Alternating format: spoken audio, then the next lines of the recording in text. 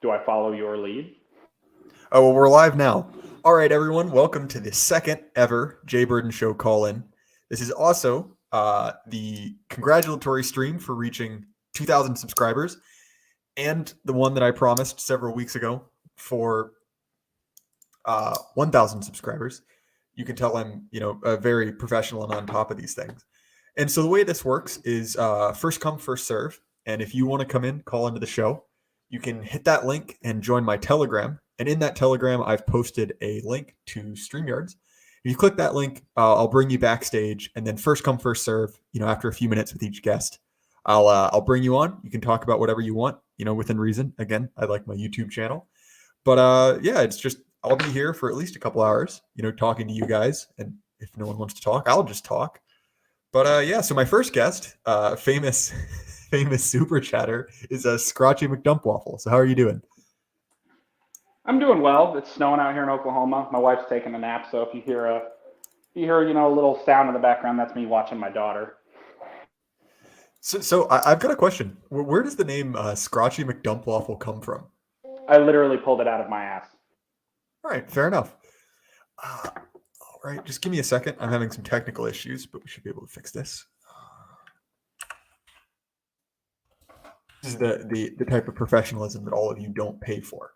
So that's my one consolation is, hey, look, at least at least this is a free show, right? Anyway, okay, should have that done. So Scratchy, did you have anything in particular you wanted to talk about, or do you just want to come by to chat? I actually did have something I wanted to talk about. There's something that's been boggling my mind a little bit that I wanted to talk to someone about because my wife. All right, sure thing. All right, so I'll be 100% honest here.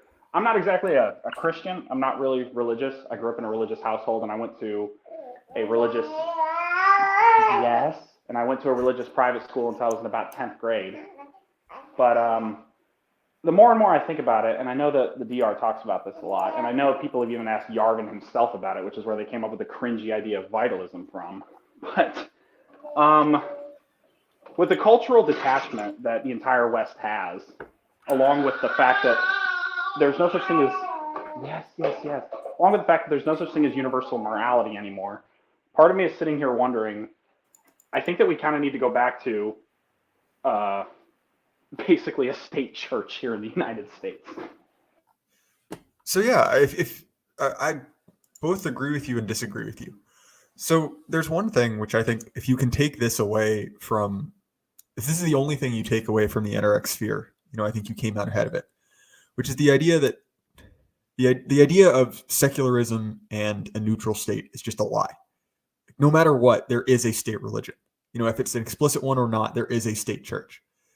And the only tweet I've ever had that actually blew up was a tweet about this. Essentially, me dunking on David French, which is my part-time job at this point. But essentially making the point that, like, look, just because it doesn't say, that the Church of George Floyd doesn't mean that it isn't essentially a religious institution. And look, like, especially in the case of the U.S., when the U.S. was functioning at its best, there was a good deal of, I guess, religious freedom in a true sense, right? Like within the umbrella of kind of broader Christendom, it didn't really matter if you were a Methodist or a Baptist. I mean, it did on a local level, but as far as the state was concerned, those were both legitimate. And I as someone who's like part of a religious tradition that is, kind of mired in state persecution, I get that as a goal that we want to strive for. And I don't really know how to square that circle, because on one hand, it's like, well, if we're going to have a system of values be in charge, and one must be in charge, well, it might as well be mine. Like we should have, a better system of values, a better state religion than the one we currently have. But I'm not really sure on, especially as a country as big as ours, how you implement that. And that's kind of why, and I've alluded to this talking, specifically to Bagby, but also in my conversation with Oros, where it's like, those kind of contradictions are kind of why I don't see the U.S. existing as a single unit, the same size that it is, in perpetuity, just because it seems like there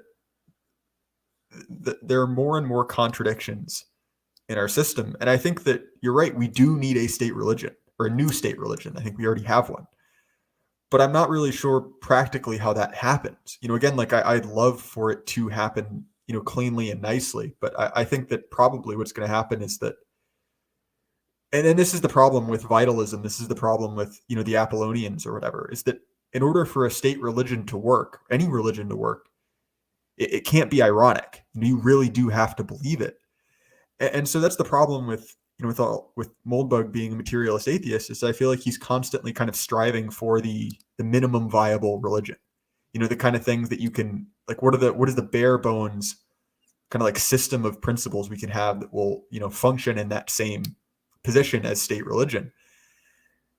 And so my point is, I really, I get it what it seems like you're going at there. Like, I really agree with that idea that, like, we do need a state religion. I guess I'm just not sure how it happens, short of, a vast decrease in, scale and complexity. Did I answer your question, or did I just completely bowl you over there? Well, I mean, you essentially said, yeah, I agree, but there's a whole can of worms that comes associated with it. Like, is it even possible at such a grand scale in this nation? Which I will admit with you, no, I don't think it is, because the United States is actually multiple cultures split into one, and ultimately your religion and belief is tied to the culture. So you can't have a one size fits all for the entire nation. I agree with that 100%. Even though, truth be told, I think Christianity is a viable religion for that, because even though Catholics, Protestants, Methodists, Baptists, all of them are different in some of their beliefs, they still all fundamentally believe, the gospel. Mm-hmm. So while they may have small disagreements here and there, those disagreements don't become important until there's actual power to be had, as in Christianity has won, and now the groups can start their infighting. You know what I mean? Well, that's well said. Oh, sorry, carry on. No, go ahead.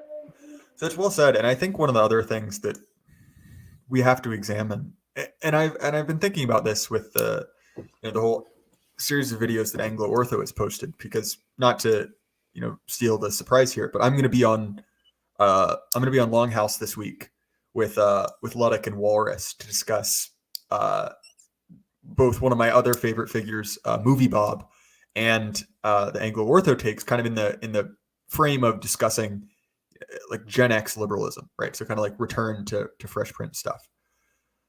But one of the things that I think is, I guess, while we're talking about, like, well, okay, how can different cultures live together in the same geographic area, as they currently do? Well, if we look at historical examples of that, the kind of like multicultural, colorblind society of the 90s, obviously, not only did it not work, but we've never seen anything like that before. Now, there have been multiracial and multicultural societies before, but they were empires, right? And they ran like empires. They didn't run like, representative, constitutional republics or whatever we are. And so the example that my friend Bagby uses, and I've kind of adopted, is that of the Ottoman Empire, right? And they had this system of ethnarchs, where essentially there were specific areas and specific laws and specific like systems of government for each people. The Romans kind of did this too. But at the end of the day, there was one big kid on the playground, and if two groups couldn't agree, well, there was someone on top who would. And so when you have, like you said, like a system where there are multiple cultures that aren't just, variations, because look, like in a country the size of ours, like there have always been regional differences, in many ways more severe than they are now. But there was enough kind of common cultural fabric that we could make do to a certain degree.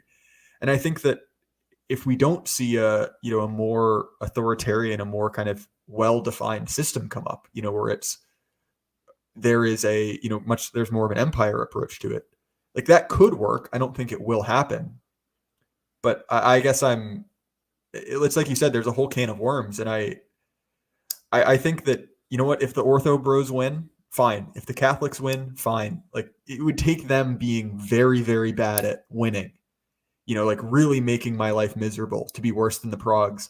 So at least at this point, Godspeed is kind of my take on it. Well, additionally, there's the whole other problem of the Progs don't actually have any type of objective morality. So that means that anything that any person does within the state or outside of the state that falls within the friend side of the friend enemy distinction is ultimately justified because they're a friend. And that's how subjective morality works. And that's really, that's really where the tyranny actually comes from, because there's no consistency with leadership or even the proletariat that executes their will. Well, and this is the really like devilish thing about it is that at least when Lenin took over, like everyone knew Lenin was in charge. Like he was he was the big dog. But now we have this like completely perverse system where there's no real formalized power anymore. So it's like, look, like no one ever put Alex Jones' name on the prescription list, like they would have in ancient Rome. But nonetheless, like these kind of mysterious forces all coalesce to, debank him, to, kick him off every social media platform, to slap him with these giant, legal charges almost out of nowhere. And so there's no real like explicit ruler to kind of hold up their end of the bargain. It's just this like giant nebulous system. And so if we accept that tyranny and authority are not the same thing, right? That authority is kind of a debased version, or sorry, tyranny is a debased version of authority rather. Then tyranny, right, could be considered like authority without the kind of like their side of the contract. So like look at our system, and this is what Sam Francis is getting at. Like we're kind of not even kind of we're tyrannized by the surveillance state. We're tyrannized by the central government, and yet we get no benefit from it. It's not like, okay, well, we hired however many new IRS agents, and so we really cut down on fraud, so your taxes are going down. It's the exact opposite. And so to me, at least, like I think that your point about relative morality is completely true, but I think there's another thing to be said for just the fact that there's this like ideological aversion to having someone explicitly in charge. And so when no one is in charge, there's no one to blame, and no one can ever really be held to account. And I think that's really what we've seen in the US over the past, just really since World War II, but like at a faster and faster rate, that's becoming apparent. Yeah, and it's kind of because it's kind of our own damn fault, truth be told, because the American people are incredibly scared of authoritarian leaders, which is ultimately ironic because the most popular leaders are always the most authoritarian. Like, look at how the left worships FDR, or how some boomer Republicans worship Abe Lincoln. You know what I mean? No, definitely. I couldn't agree more. The to me at least, the thing that I'm always confused by is, sorry, again, YouTube is constantly trying to just screw this channel over, and not even in the normal fun ways, just in the ways that it's a garbage service. Anyway, but the that's kind of what I think is one of the prime lessons to be learned from James Burnham, right? Is that we like to think of ourselves as, this especially good, especially virtuous system. Like, oh, we're not authoritarians like the other systems. But really, I think what James Burnham is saying, and obviously he's writing this before this shook out, it's like, look, like every one of these major power systems, every one of these major belligerents in World War II is essentially a massive totalitarian state. It was just like a technological advance that happened, and obviously, look, like I'd rather live in FDR's America than Stalin's Russia. But nonetheless, like there's a similar level of control, and there's kind of this like dumb, stars and stripes wrapped like 1950s, 1960s civics class version of American history. And I think that really it's another important project about like what people like Thomas do is, and obviously what AA has been getting onto as well, that like, look, like if you're going to resist the system, you really have to go at it root and branch. You can't just go back to Reagan. Like if you're going to take this down, if you're going to oppose this, that means people that you grew up liking, like Lincoln, like FDR, that, across the aisle, everyone likes those men, essentially because they remade the system in their image. Everyone after FDR was FDR-like, to one degree or another. And so I think you see to the degree to which, the Republicans are containment in the fact that they still pay lip service to FDR. They still, go off on, oh, Lincoln was a Republican. It's because, to be honest, like they're made in his image to one degree or another. Yeah, it goes back to that Carlylean idea of the great man of history, right? They've literally embedded themselves and essentially turned into almost living idols in our political structure, in our political theology, if we want to use fancy references. That's one of those terms that, and I was talking about this with the term porn sick the other day, that it's an idea that, I not to say I came up with, but it kind of like it was floating around in the ether. It was like trying to describe that. And then the minute someone said porn sick, or the minute someone said political theology, it kind of all crystallized. It was like, oh, that's the word for that feeling. So yeah, I realize there's a lot of like intellectual preening about using fancy words in these circles, but that's one of them that's almost essential to understand that concept. Yeah, and it actually segues, or not segues, but more or less reinforces my point. Because one of the main reasons why I keep bringing up the idea of the state church is because I think in order for the right to ever be successful, all facets of the right must be united behind a religion. Because whether or not we want to admit this, this ultimately is a theological battle. Sorry, excuse me. This ultimately is a theological battle. It is one religion, and it is one religion that is effectively trying to take over the entire world. And this is obvious with how nations that have nothing to do with our political theology ultimately wind up subject to it, like the George Floyd riots happening in Australia or England. So this is a religion, and we can't fight a religion with politics. A religion, in order to, I hate to use the term because I don't want to sound cliche, but you have to fight fire with fire. And you have to have a religion in order to beat this. And that's why I keep harping on this idea that I think everyone needs to be united under a single religion, essentially. And I think that also will help. I think that will help warm people around to the idea of authoritarianism, because if you say, listen, we're literally executing the will of God because these people are effing evil, then that might get some people, enough people, willing to fight a crusade for you. Because remember, you don't have to have a majority of the population.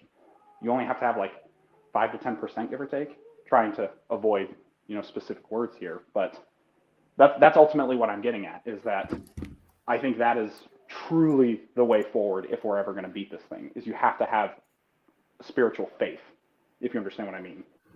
Well, it's difficult because in many ways I kind of lucked out in this. That I was born into a relatively conservative religious community. But I do feel a great deal of sympathy for those who weren't. And I'm not saying that to be like condescending in any way. Because, and this is a theme that I try to get at a lot, that in many ways, believing in God now is very different from how it used to be. It really is a choice in a way that it wasn't before. Obviously there have always been people who didn't really believe in God. Like that's undoubtable. But the concept of being an atheist or being agnostic now is very different from what being an atheist in the 14th century would be. And so there's a certain part of it where it's like we do have to kind of LARP our way into this. We're kind of trying to build this up from essentially from, we've lost the living tradition to a certain degree. And so I know what you mean. I guess I'm always, and this is just my kind of, my background in the tradition of, like Jefferson and stuff like this. I'm always a little bit skeptical of, world sweeping, I guess, ideologies. That's kind of something that I have a little bit of a personal, kind of like my hackles rise when I hear that. But I see where you're coming from. And also I guess there are kind of two ways to look at how do we get out of this, which is either a more powerful force swamps the GAE, or the GAE falls apart and smaller things take its place as kind of like the level of complexity decrease. And so to me, the idea of kind of like one big force overcoming the GAE is, I can see that happening. I guess that's not where I naturally assume things will go. Like maybe there will be a more complicated, more technocratic, more, I guess, advanced is not a term I like, but we'll just go advanced civilization will overtake the GAE. And that would require some kind of new religion, maybe in scare quotes, but a new religion. Or alternately, things will kind of go back to the human baseline. That doesn't mean Mad Max, but just the cultures will start to essentially be more different again. And I don't know, maybe that's naive, but that's something that I guess I'm just unsure how we can have a system be more complicated and yet not kind of create too many knock-on effects. Like I think that, at least in my opinion, we're kind of at the diminishing return points as far as complexity and globalization. And so to me, it's like the idea of a, one global faith, so to speak. Again, because we might not even be talking about literal faiths, but we might be, if we accept that like liberalism is the global faith, I guess I'm not sure that is a sustainable path. If you see what I mean? I'm just I'm like grasping at straws here. Well, so when I say that the right needs to be united under religion, that's not necessarily to say that we need to conquer the entire empire back, because I 100% agree. That's foolish. Like it's a foolish idea to assume that we can manufacture this new elite to just step in and expect that they'll make all of the cogs in the machines function, because that's impossible. Like you'd have to have some type of super geniuses that are already in, and we don't want anybody that's in because like they suck. That's why we want them out in the first place. What I essentially mean is that, but you still have to have some level of organization, and you still have to have some level of unity to create an elite to pick up the pieces when the empire ultimately falls. That's essentially what I'm trying to say. As in, we can all unite under one particular faith, and we can say, all right, we can't beat the regime and set up so that we can remake society when it inevitably falls apart. That's essentially what I mean by that. Got it. I see what you're saying. To me, that's one of the other, because there's been a conversation kind of raging over the past couple of weeks about, on the right wing. And basically the conversation has been along like, okay, well, what are the fault lines in the right? Like, what are the open issues? And one of the ones that I'm, more interested in, and Scratchy, we're going to have to wrap this up because we got more people backfilling the call-in stream. Not to say that I want to stop talking about this. It's just that, I think people are going to get annoyed. But it is this idea that either, the system is irreparably corrupted and must be destroyed, or, going back to what you said we should avoid, we can, if we get the good guys on our side, if we get the smart people, if we get the current elites on our side, well, we'll just like slot ourselves in. So Paul Fahrenheit, friend of the channel, is saying like, well, it's easier to make the Democrats based than it is to make the Republicans winners. I feel like that's kind of like emblematic of that idea that we can just, rest the steering wheel away and we can win this. And I after the conversation with Bagby about All the King's Men, I went back through and reread the book again. And it's interesting to me that one of the key takeaways from that is essentially that idea that the house always wins. That you can't, once the system is so entrenched, no matter how charismatic you are, no matter how much you have this will to power, it will beat you one way or the other. And so to me, and I think that we're in the same camp here, I don't see, I see that if we're going to win, we're going to have to smash the whole thing up. Do you agree what I'm getting at? Yeah, I know exactly what you mean. And on that note, I'll hand it off to someone else. Well, thanks again, man. I really enjoyed having you on. Hopefully we can talk more another time, but since it's a call-in show, we got to keep things moving pretty quick. But thank you for coming out, man. No problem. Thanks for having me on. Have a good one. All right, talk to you later. BC, you there? Oh my God, I'm on. Wow, I didn't expect to be the next one. Hey, how's it going, man? Well, here's the thing. You actually weren't supposed to be, but I fat fingered it, and so Cody Browning is backstage. Is probably kind of mad. Well, no, you're on now. So I'm not. No, I'm not kicking you off. We're doing this live. All right, man. So it's good. Well, congratulations on the subscriber count. Yeah, I don't know. I was thinking about maybe talking about like linguistics and about how it just seems to be impossible to have conversations these days. I mean, outside of communities like ours. And I live in a fairly liberal area, so this is probably more specific an issue to me. But just, yeah, the way that like, and this goes to AA's points about the boomer truth regime, but just how we seem to be eternally stuck in these, I don't know, ideological backwaters from the 20th century and the 19th century. And it's just it's infuriating at times. I don't know. Do you know what I mean at all?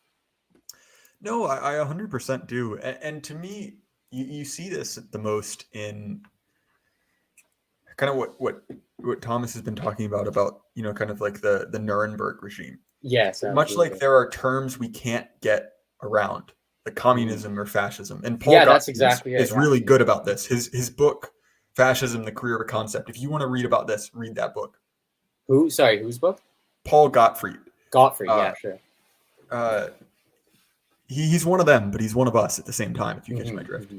But nonetheless, we see this, and this is actually one of the things that really drove me into these spheres, is if you get down to it, essentially every major narrative produced after 1944 is just World War II again. Like every villain, makes a Hitlerian speech. Like if you watch Star Wars, it's just Hitler in space. And obviously that's a really obvious one, but you see it over and over and over again. This is why like every kind of, movie features the villain making some kind of like Nietzschean speech, about how like, oh, we've got to become the Overman. And that doesn't really make sense until you kind of accept the fact that is the foundational myth of our civilization.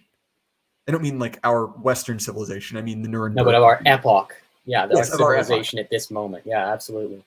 And so part of that is that our terminology is essentially stuck in 1945. Like everything is fascism. And well, fascism both means Republicans and it means, 1930s, mid-century Germans. And so we're kind of stuck in that forever. Every leftist is LARPing as the French Revolution, and they're fighting, the Wehrmacht, they're fighting the SS. And I know what you mean, because some of it's just basic human misunderstandings, right? Like people always use inexact terms to describe anything. They use what's the most convenient thing. But the other part is that we sincerely are in the state of kind of like cultural arrested development. Yes. We haven't moved on from 1945. And I mean, to be honest, part of that's the baby boomers, is that was that was their narrative. But nonetheless, I think that there's really something in that we're just stuck using these antiquated terms to describe things that they have no relation to. Yeah, it's like compound interest and misunderstandings on top of misunderstandings on top of people like deliberately trying to misconstrue and misunderstand what their opponent is saying. Exactly. And let's be honest, another part of it is just that, especially the kind of like libtards, just genuinely are not interested in having a conversation. They're just or genuinely interested in learning about, the context of the things that they're speaking about, or like, a beginner's view of history.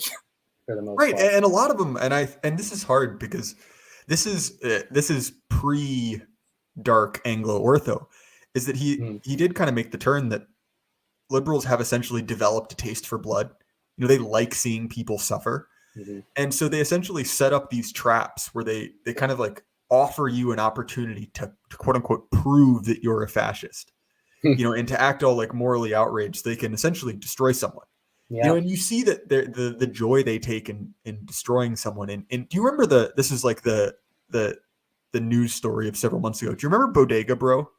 Yes. Did he, how far, like how canceled did he get? Did he lose his job or anything like that? Yeah, he lost his job. Really this guy literally, and this is the stupidest news story. It doesn't matter. But essentially what happened is, for those who aren't in the loop, this guy on TikTok, and he's probably like his mid-20s, made a video about how when he moved to New York City after living, I think, in the Midwest, he didn't know where to go shopping for groceries because all they had was bodegas, which are like shitty little like corner gas stations. They didn't have any grocery stores. It was literally just about that, which is like, okay, that's basic like culture shock. I've never lived in this city before. But this guy ended up getting hounded off the internet. He ended up getting fired from his job because apparently complaining about the way that food is distributed in New York City is racist and everything. And so you look at that and like, what does that make sense? Well, because on one hand, it really doesn't. Like that guy doesn't matter. Someone not liking how grocery stores are set up in a city is completely inconsequential, especially when he's a 23-year-old who just got a job in New York City, right? It doesn't matter. But when you realize that there's this kind of like animalistic urge and desire to be like a chimp on the winning side and to see someone suffer and to be on like to basically hurt people. And look, that's not a liberal thing. That's a human thing. But I think you see it in the liberals very well, and they use language to do this, right? It's like they set up traps like Kevin McAllister and just wait for you to walk into it. Yeah. But instead of like, like a skates on the stairs or something, or electrocuting you with a toaster, they just get you fired and make all your friends hate you. And so I definitely know what you mean about linguistics, because it is frustrating past a certain point. You're just like, use a word that actually describes what you're talking about instead of like 3 levels of abstraction. Yeah, and part of me doesn't blame people because it's just kind of like the waters we're swimming in, where yeah, it's impossible because people are referring to different things with the same words. And like my brain starts to think that we're gonna basically just need, I don't know, a lot of very brilliant people to come up with new memes for us to use essentially, and like So this some sort is of ideological paradigm shift to belabor a phrase. well, part of this I think is just that like this always happens when people communicate, just by Mhm. virtue of the fact that people are different. But I think there's something to be said for the fact that just too many people are talking. Oh yeah, that's a good point. Yeah. Not only are there just too many people, but also like the vast majority of us, probably myself included, if we were 500 years ago, would be just illiterate dirt farmers, Mm. and, and really performing our ideal service in life, which is maybe having a kid or two before dying of smallpox. And and so like if you look at it, and look, there have always been kind of like this Pareto distribution of intelligence and of kind of contributions to the great conversation. But Mhm. there's just so much noise now because there's so many people talking that it anytime an idea, whereas before like your intellectual circle could have been, if you were, writing a long time ago, would have been probably nobody, but maybe, the people in your monastery, maybe the few people who read your letters in a monastery. Now it's, hundreds of thousands of people, probably millions in certain contexts, all trying to have some form of discussion. And it's just a mess. Like it's an absolute total mess. And I mean, look, like there have always been arguments about definition, as far as like, I mean, like, what is the definition of a man? Yeah. A featherless biped, right? Like, what does that get you? Like, that shows you that this kind of like pedantry has been around forever. But I do think there's another part of it that's just like the sheer scale of people with platforms to express their opinions is making this worse and worse. Yeah, and terrible ideas and deliberate attempts to like contort language and use it in their specific ways. Like there was something you posted on Twitter that I replied to about like the liberal like normalize and stigmatize and racialize. Like these are words that shouldn't exist, because the word basically implies that on its own nothing is normal or nothing is marginal, which is absolutely not true. There are things that sort of definitionally in a society have to be on the margins. No, definitely. And I think that this is the other thing we see is that there are, much like technology, right? That certain technologies produce certain ideological outcomes. I think you see the same thing in language, right? That there are certain words that, when used, almost produce an ideological outcome. And you're bright to bring those up because I would argue those are kind of the best examples of it. Yeah, they're pretty obvious, low hanging fruit. No, but I mean it's well said, and I think that the example I always use, because my grandpa was a airplane pilot in Laos. And so what he did was he worked on as an airplane mechanic for both the American Air Force and the Koreans. And what's interesting is that he was terrified of the Koreans for several reasons, which is one, they were basically just the war crimes squad, which you can look up on your own part. But one of the other things is that one of the things that was happening is that, and this might be anecdotal, right? My grandpa told me this, and I, looked it up, and there's some reference to it. But what happened is that because of the way that the Korean language is structured, the pilot co-pilot relationship was very difficult. And I'm not a linguist, but essentially the it is difficult in the Korean language to essentially take a objection up the chain of command. Mm. Again, I'm not a pilot. From what I understand, if you're a member of the crew, you see something wrong, you tell the pilot, and the pilot turns around, doesn't, take off. And what happened is when the crew was speaking Korean, there was no linguistic way to do it. There was no circuit to accomplish that within the, the system of the language. And so what they did is, instead of trying to, kind of make something new within that language, they just taught them all English. And once they taught them English, I mean, like, look, like in English, it's very easy to tell your boss to go screw himself. Mm-hmm. Many of us have done it. More of us have fantasized about it, but it's an easy concept. And so the point in that is not necessarily that there's something better about English or Korean, although we all know that there is. But it's the idea that, and this is what Orwell really gets at, that essentially language limits your conceptual horizons. That if you don't have a word for something, you can't really express it. Absolutely. And on the back end, when a word exists, it comes with a concept attached to it. If you truly understand it. Yeah, that's something I think that's something that the postmodernists actually understand pretty well. Oh, 100%. And this is Yeah. why, like, I hold a lot of resentment for like the James Lindsay sphere. Mm. Because look, like postmodernism didn't just exist because some, horny French dude woke up one day and decided to ruin civilization. Like they actually had points. Yeah, absolutely.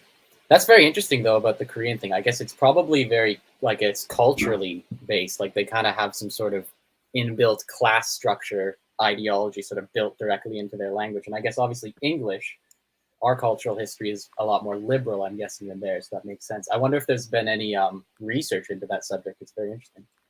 I will also say one of my least favorite like Reddit tier takes is people being like, "Oh, do you know that English has lots of words and rules that don't make sense? Oh, the God. spelling makes no sense." I was like, It's "Okay, like, how do you yes, expect a like naturally evolving system for something as complicated as dialogue of ideas to have clean rules? Like, it just makes no sense. Well, not only that, but it's like the other one is like, oh well, English isn't even really one language. It's three languages molded into one. Like that's not a problem. That's a solution.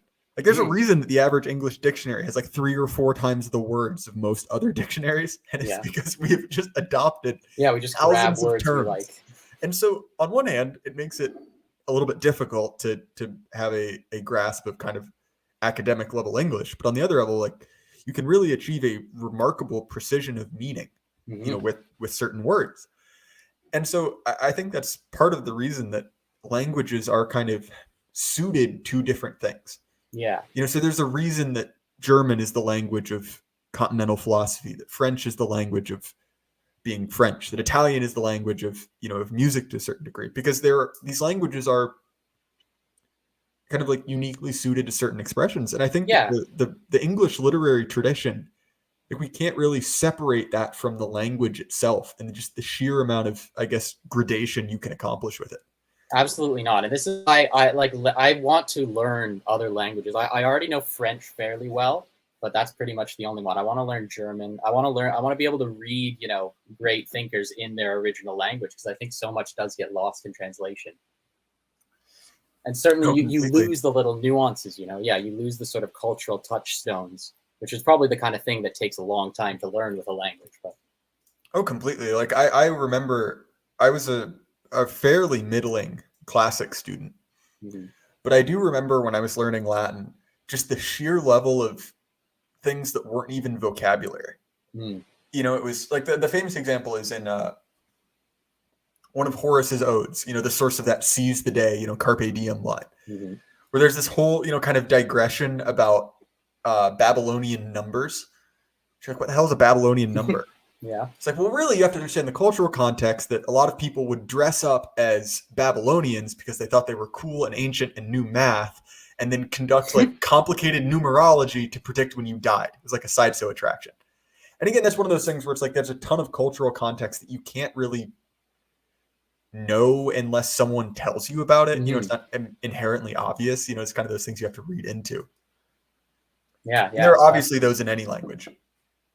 Yeah, and exactly. It's not the kind of thing that can easily be that can be fit into a definition. You can't have a definition of a word to be that. It's something you have to understand contextually. Well, anyway, BC, I've had you on for a little bit. Go thank you again ahead. so much. I really enjoyed this conversation, but like I said, I got to keep things moving, and I think Cody Browning is probably getting a little bit annoyed at me for jumping over. I'll keep watching, man. Have a good time. Yeah, thank you so much. It's good to talk to you. Cody, welcome back. All right, broadcasting live, the Jay Burden Show. Congrats on the 1,000 and then the other 1,000 followers on top of that. That was one of those things where, and look, I'm not going to look a gift horse in the mouth, but 1K took a long time, and then 2K came pretty quickly. And so I was planning a 1,000 subscriber celebration thing that just never happened. And then by the time I really got back around to it, I was like, oh, well, we're practically to 2K at this point, so we should just roll them into one. Nice. All right, what should we talk about? Here, actually, I'll try to steer this in a fun way. We need to talk about having fun.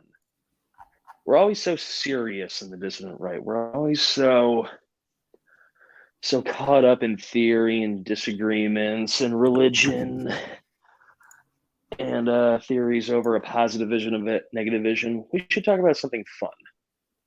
No, I completely agree. Do you want to talk about fun or something fun? Because I'm up for either. We can Let's just theory talk. sell about fun. Yeah. The most optimal amount of fun. Let's theory sell about fun a little bit. It's because one of the reasons why I love Twitter and I love Telegram is because not only do I find relevant information in books that I can read or articles I probably otherwise wouldn't find. Everyone knows that the funniest jokes you'll ever hear are inside jokes. It's the jokes that you have with your friends and the family, and that's kind of what Twitter and Telegram suffices. It's inside jokes. It's a continuous line of humor between people that know each other, at least in a way that like we know our online personalities, and you can see people's personalities come by the way that they post and what they're interested in. Yeah, I really do feel like you were talking to a guest earlier, Mr. Waffle, I believe, about Mr. Waffle. Sorry, no, it's a completely accurate description of what happened, but it's a funny phrase. So anyway, carry on. But no, like, do we try to infiltrate the whole thing, as Paul Fahrenheit talks about with Democrats? Do we try to smash the whole thing? I'm kind of the opinion that we can't really change anything, so you might as well just kind of squirrel around, stock up for winter, and just kind of wait for things to get worse and kind of ride it out. And in the meantime, like, have fun. I kind of agree, because I'll put it this way. I agree with what BAP said recently, that if you look at the main, I guess, like victories by our side, like the growth in numbers, a lot of it happened essentially because of the humor. And we were making people laugh. And I think that there's something integral to humor that requires you to be transgressive. So, and I can speak to this as someone who was kind of constitutionally and like on a personality level right wing, but not that invested in politics until I kind of realized that, like, wait a minute, like, why is no one funny anymore? This is all lame. Like, SNL sucks. New movies suck. Like, why is this not fun? And then on the internet, if you kind of, in that kind of pre-2016 internet, like if you were looking for something fun and something edgy, one way or another, it was essentially right wing because it was subversive. And you see this in the, like, just really lame comedians that still pretend like it's, 1984 or pretend like it's, 2002 again. And you see this in all like the jokes about the moral majority. Like, okay, fair enough. Like maybe the moral majority were funny, to make fun of at one point, like they had silly things about them. But like if you're still making jokes about like the chuds, about like the backwoods Christians, it's like, well, where are they? Yeah, you won, dude. Yeah, exactly. And at this point, it's like no one, and I'm not even trying to make some kind of like egalitarian point that it's like, it's not that funny to kick someone who's down. And the only reason it is funny now to make fun of the crippled or to make fun of, retards is that if you did it in real life, you'd get fired. Everyone looks at you like you're a monster. And let's be honest, you probably are, but that's why it's so funny. And so to me, at least, like, as far as I see it, I think that by being transgressive, by being dissidents, like we kind of have comedy on our side because there's a big part of comedy that is essentially pointing out the emperor has no clothes. And look, if you're the emperor, like, you don't really have that much material. And I think you saw this with Trump because on one hand, Trump is an incredibly funny person. Like just from like, it is a little bit funny that our president was a reality TV star who starred in Home Alone 2. Like that's kind of a funny thing. But all of the comedy that came out about Trump was just bad. Like none of it was funny. Essentially because it's like that Steve Buscemi, like, hello, fellow kids. That's essentially what it was. It was someone trying to LARP as being the underdog. And this goes back to what, the last guest was talking about, kind of being stuck in the 1940s, is that like for some I used to reason, watch a like, lot of late night comedy growing up. Like I think I was probably one of those like last generations where people actually talked about like, hey, did you catch SNL? Or hey, did you see like the newest Comedy Central stand-up special on Friday night or Saturday night at like school or something like that? But the reason why you can't make fun of Trump is because Trump's funnier than those people. that's You also can't true. make fun of someone that's funny. The guy, listen, he is the orange man. He has this big hair, orange skin, huge suits, like the same like long red tie, says what he wants. You can't make fun of someone who is basically like our version of Scrooge McDuck. Like he was America's mascot pretty much since the mid 80s. Everyone knew who Donald Trump was. I mean, rappers talked about Donald Trump all the time. It's because like to be if you wanted to like show like, hey, I've got money, I've got the good life. I mean, the guy made a building that was gold. He's gaudy. He's the lower middle class. I don't mean to shit on like country folk, but he's kind of like the lower middle class, like country version of like what a big city New York liberal He's billionaire new money. looks like. Like despite the fact that he's old money, he's new money. You know, he's like his version of being wealthy is like I hang out with bimbos with double D fake tits and I like gold. You know, Yeah, it's not yeah. exactly I mean, the WASP ideal. no, he's not the WASP ideal at all. And another thing, it's like, think about this. What was the funniest thing you've seen in the past 5 years? Was it a movie or was it something like Paul Godfrey or was it like I'm trying to think of like an obscure Fair, like right Paul or was Godfrey it is not funny. It was probably He's Sam not. Hyde's mom skit, which made me like piss my pants and stuff.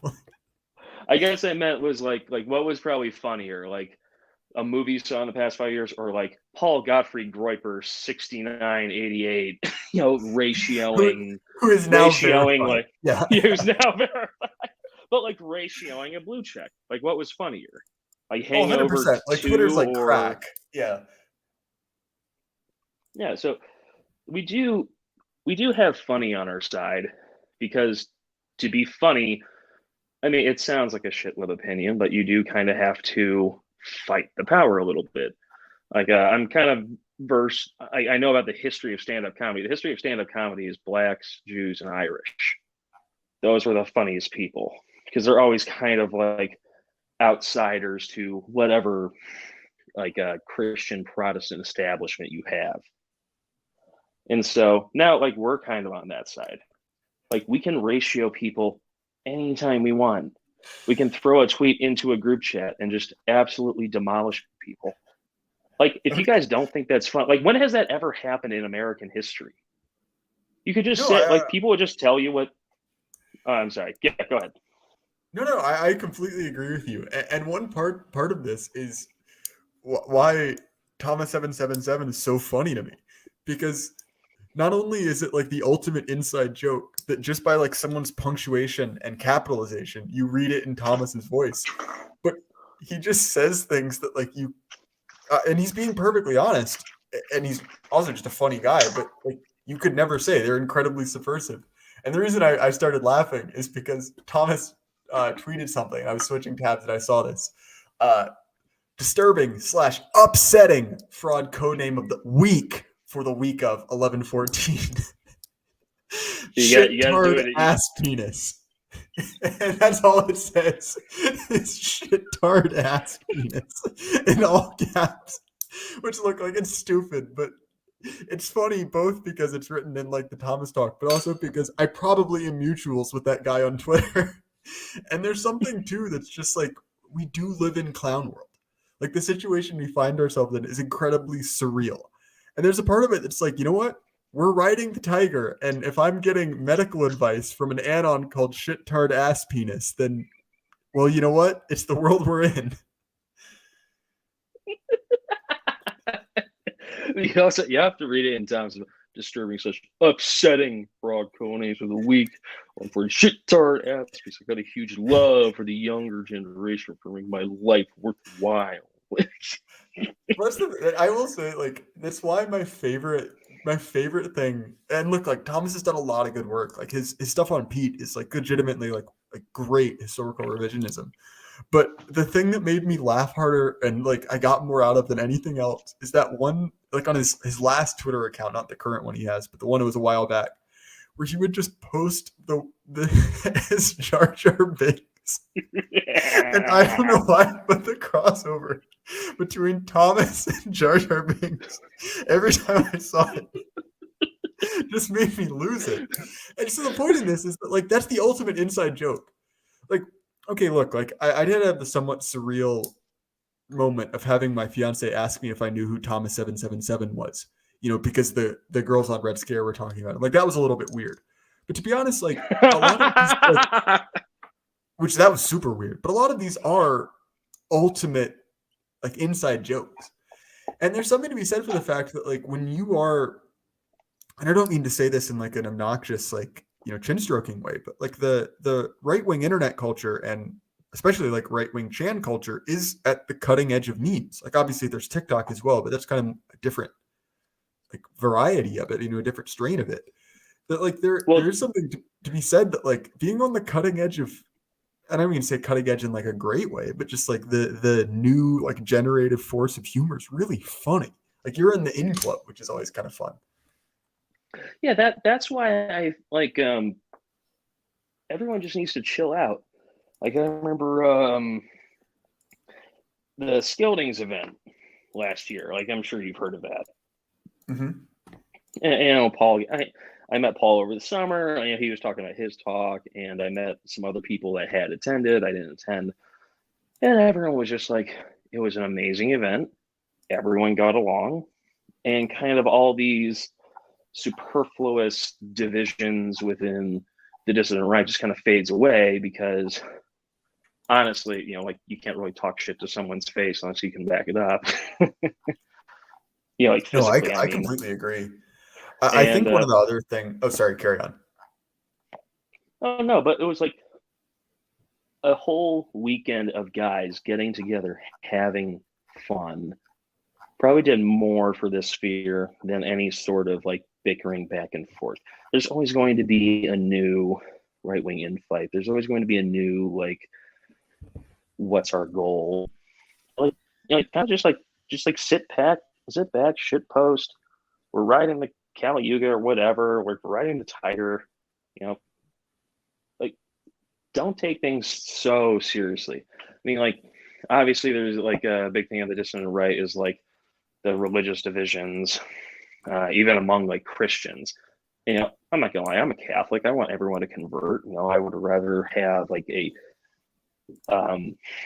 government based upon Catholic principles that's like some sort of like archbishop or papal approved, like the way that they used to like crown emperors back in the day. But I also know that's never going to happen.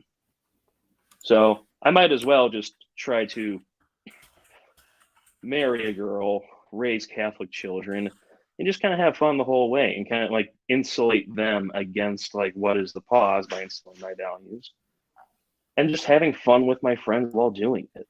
Like just have fun, guys. In the end, none of us make it. We're probably not going to see the based world by the end of this. So just I think that there's something else to be said for it's like, well, okay, like obviously a lot of this is real like serious stuff, but like regardless of the of kind of like the the different divisions among Christianity, it's like look like Cody, like you're on like an ultimate temporal scale. Like I mean, you and I win this, like you or I guess depending on how like dogmatic you want to be about it, but like there's something to be said for the fact that like when you have like an eschatology that like obviously things can get rough and things can get really rough and you never want to live in the Khmer Rouge, but also like if this isn't all there is, like shit. I mean there's something kind of funny about it. There you might as well kind of like out. Oh, could you not hear me? Yeah, I couldn't hear you for like 2 seconds, but now you're back. Oh, weird. So my point was just that, like, I think that if you have an eschatology, if you have kind of like a version of, a life beyond this one, it's like there's something to be said for the fact that, like, well, this isn't all there is, So it's like, it's okay if things don't make sense. It's okay if things are a little bit stupid. And obviously, like, within the kind of constraints that we can operate in, do your best. But all the same, like, there's no need to just obsess about making the perfect society on earth. There's other things to life. And I think that ability to kind of laugh at the absurdity of all of it is, well, definitely like a very Gen Z trait, to kind of, but is nonetheless, I think it's a really important thing to like actually coping with this, is that like to recognize that it is ridiculous and doesn't make sense. It's the classic, if God is with us, then who can be against us? Like my on my Twitter profile, on my bio, it's Psalm 116 verse 15. Precious in sight of the Lord is the death of his saints. So there is a seriousness to this, that like, if you are a Christian, you're expected to die for the faith, and that includes natural death, where you hold to the religion and you keep your faith in Christ until death, whether it be by persecution or whether it be by, just growing old.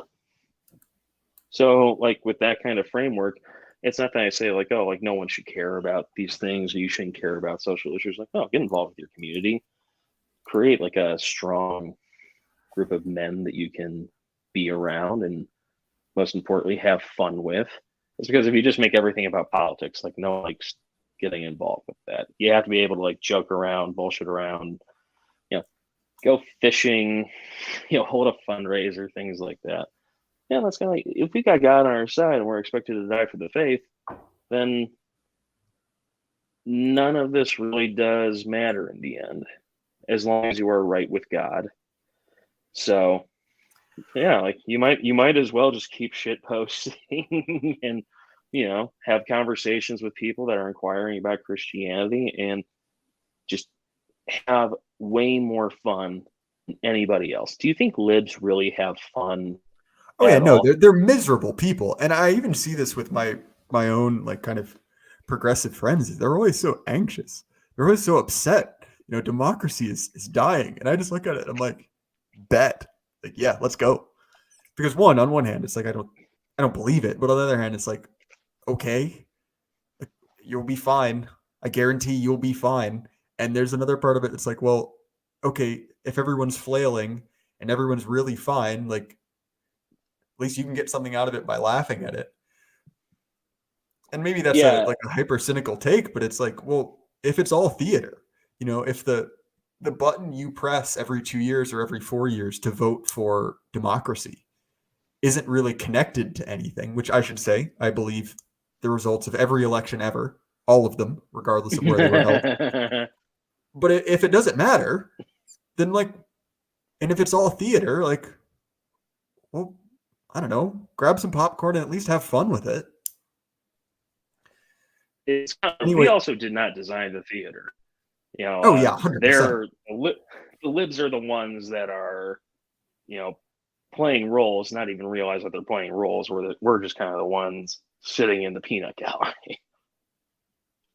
No, that's well said. So, all right, Cody, we're running out of time. I'm going to bring on our next guest. Is there anything you want to say? Because I feel like we tied it up in a neat bow there.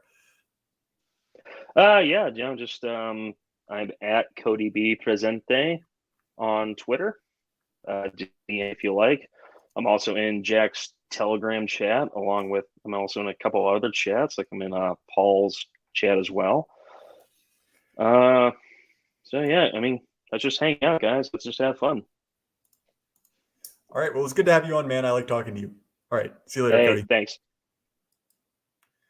I seem to have been, in the eternal situation I'm in, always cucked by the distributist. I swear every time I go live, he goes live. And I realize, look, he had this date set out like 3 weeks in advance, and I'm the one who chose it.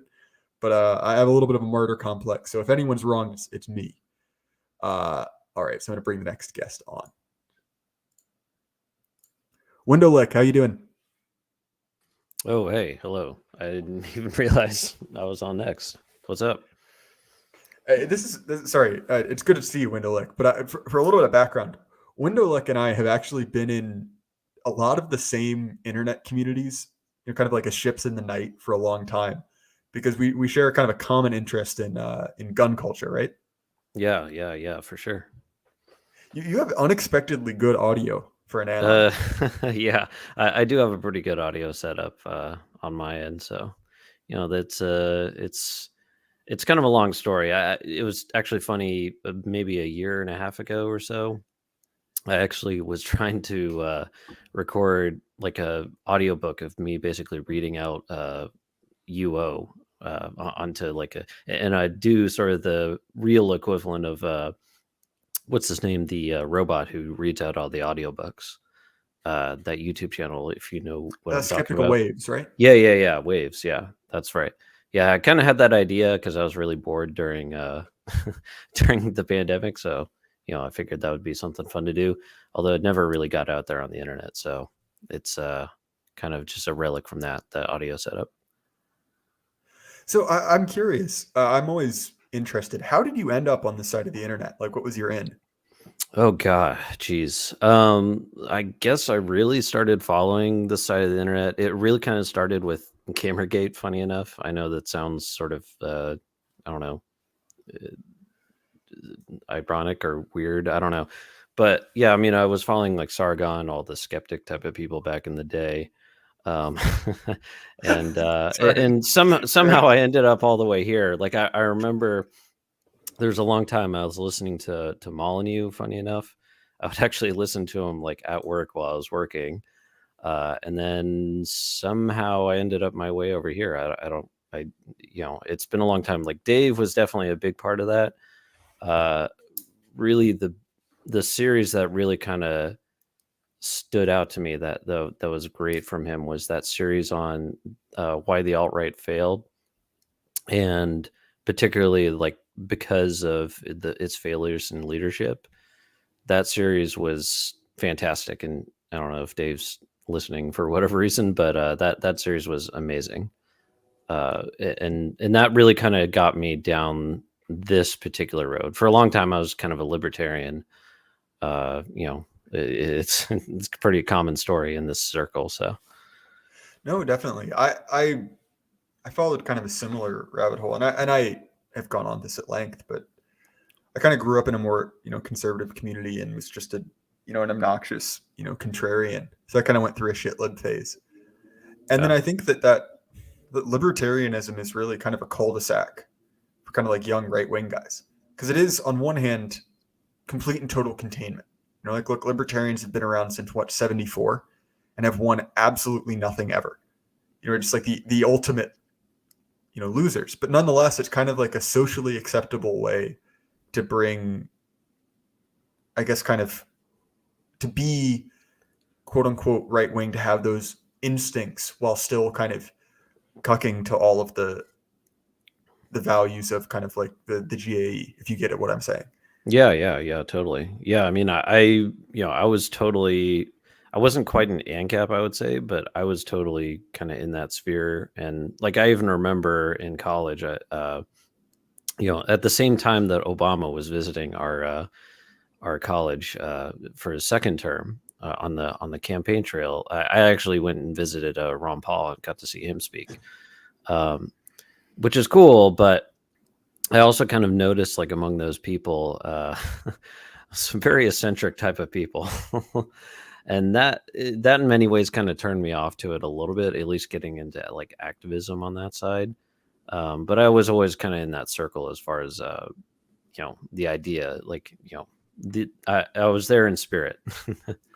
No, I get what you mean, and from the sound of it, it sounds like you're maybe like one generational cohort ahead of me, because a lot of my friends are in kind of their mid to late 30s now.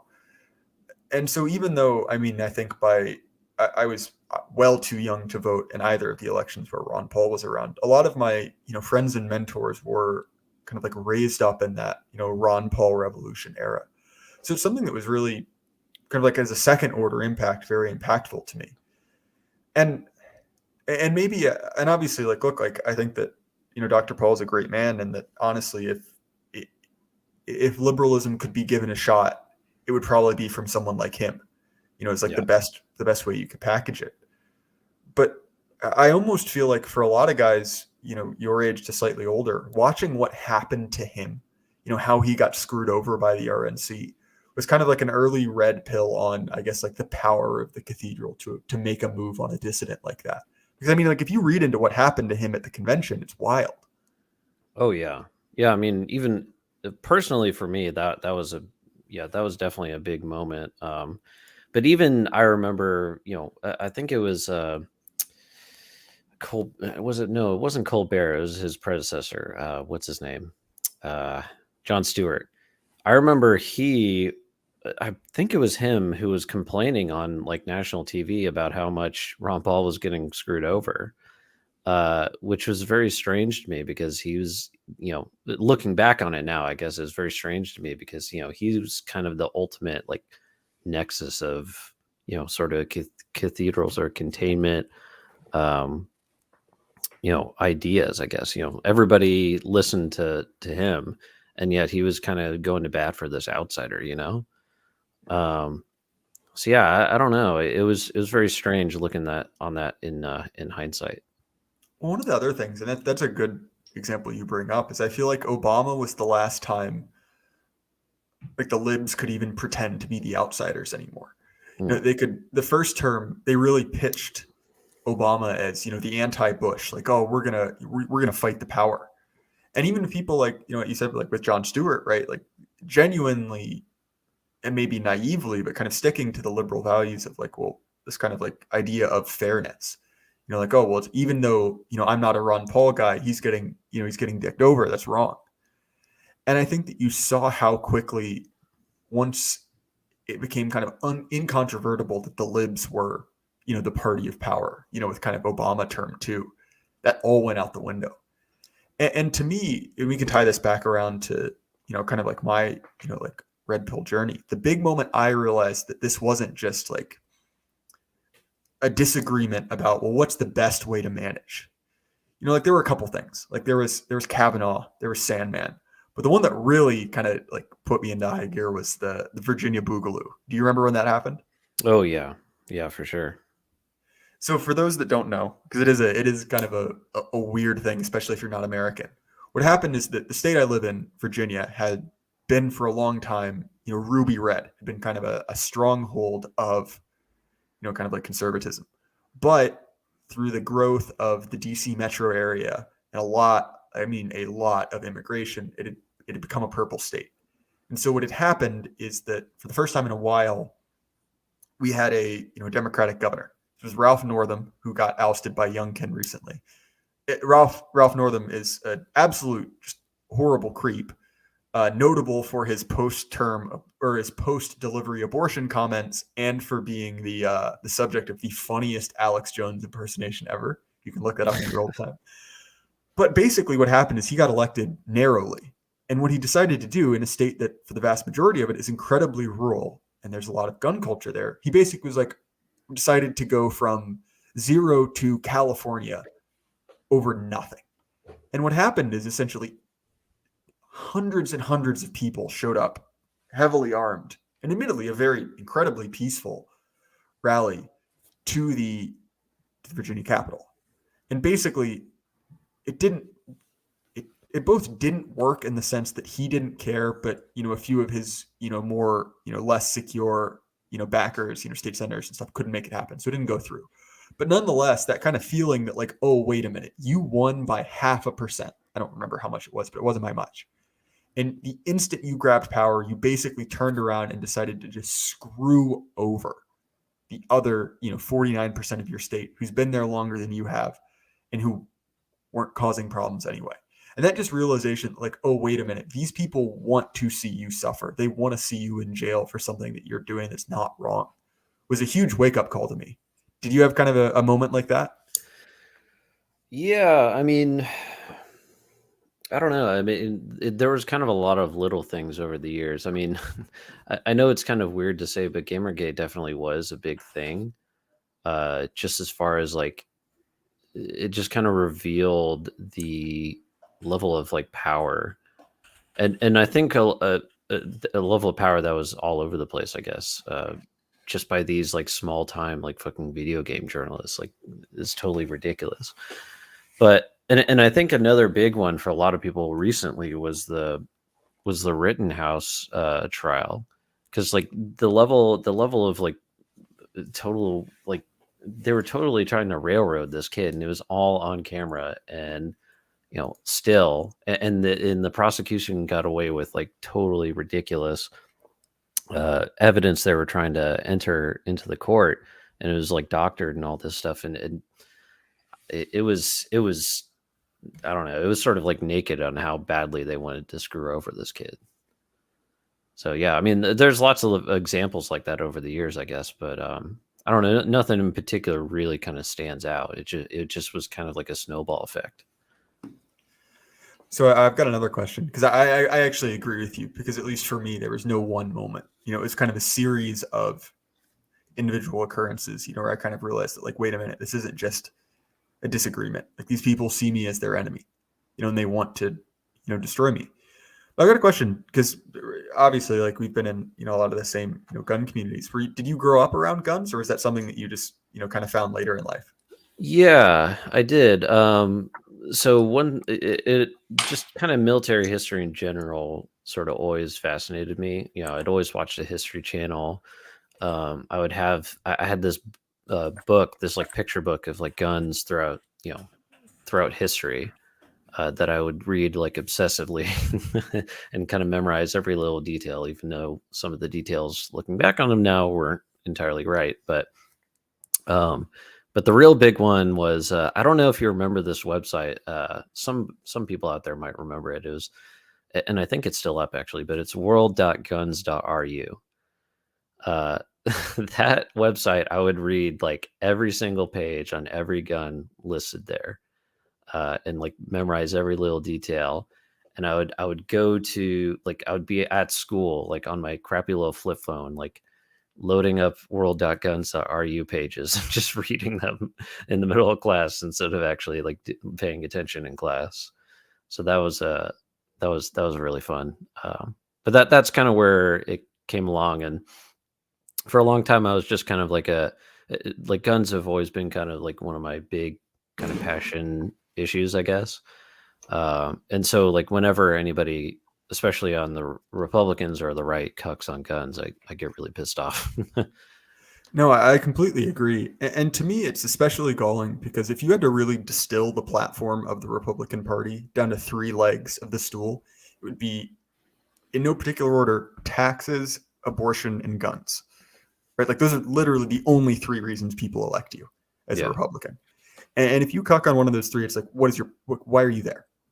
Why do you exist? You're useless to me. Because obviously, at least I hope, the vast majority of people aren't really expecting Republicans to be the big winner, Yeah. But when you're not only incapable of winning the game, but also incapable of doing the 3 things that I ask of you, to me, it's just like, why are you here? It's funny you bring up, reading reference books on guns as a kid, because that's also something I did. Did you ever read those? I think it was called like Janes, but it was these giant thick reference books of like militaria and like World War II airplanes and like super like autistic in-depth information about like 1950s SMGs. Did you ever read those? They were like cutaway drawings and everything. Yeah. I can't remember if that might have been the same series of books that I was talking about. That one like picture book that I'd read through. That might have been the same series. I don't know for sure. I can't remember the name of the brand, just of the book. It's been a while since I had it, and unfortunately, it got destroyed in a apartment fire. But that sucks. I've never had anything burned down, but I did have my entire apartment flood once, and it's amazing how many things, like when you have that level of just like property destruction, that you lose and that make your life really inconvenient, because you never think about the fact that like, oh, I don't own an iron anymore because it's ruined, and like even little things like that just add up to really make your life hell. Yeah. It's actually funny. I mentioned apartment fire, but it was actually the same sort of thing with me. The fire, there was so much water coming down from the fire trucks, it actually just flooded my whole apartment. Nothing actually got burned. Oh, that sucks. So, yeah. But yeah, I mean, I always loved those kind of big picture books. Like I even remember last year I bought my dad for Christmas the Larry Vickers M16 Part 1 book. I don't know if you've seen that before. Yeah, I've seen some of his stuff before. or like his books? Because he's done a couple, hasn't he? Or am I making that up? Yeah. He's done a couple. I think there's an M16/M4 Part 1 and 2, and I want to say there's one on the 1911. I want to say, I can't remember exactly. But yeah, I mean those books are fantastic. I mean, they give you like literally every sort of variation for like years and years and years, and it is like autistic level, like how like tiny variations between all these prototypes, like 5 different prototypes that Eugene Stoner made of the same gun, and it's like one tiny change on each one.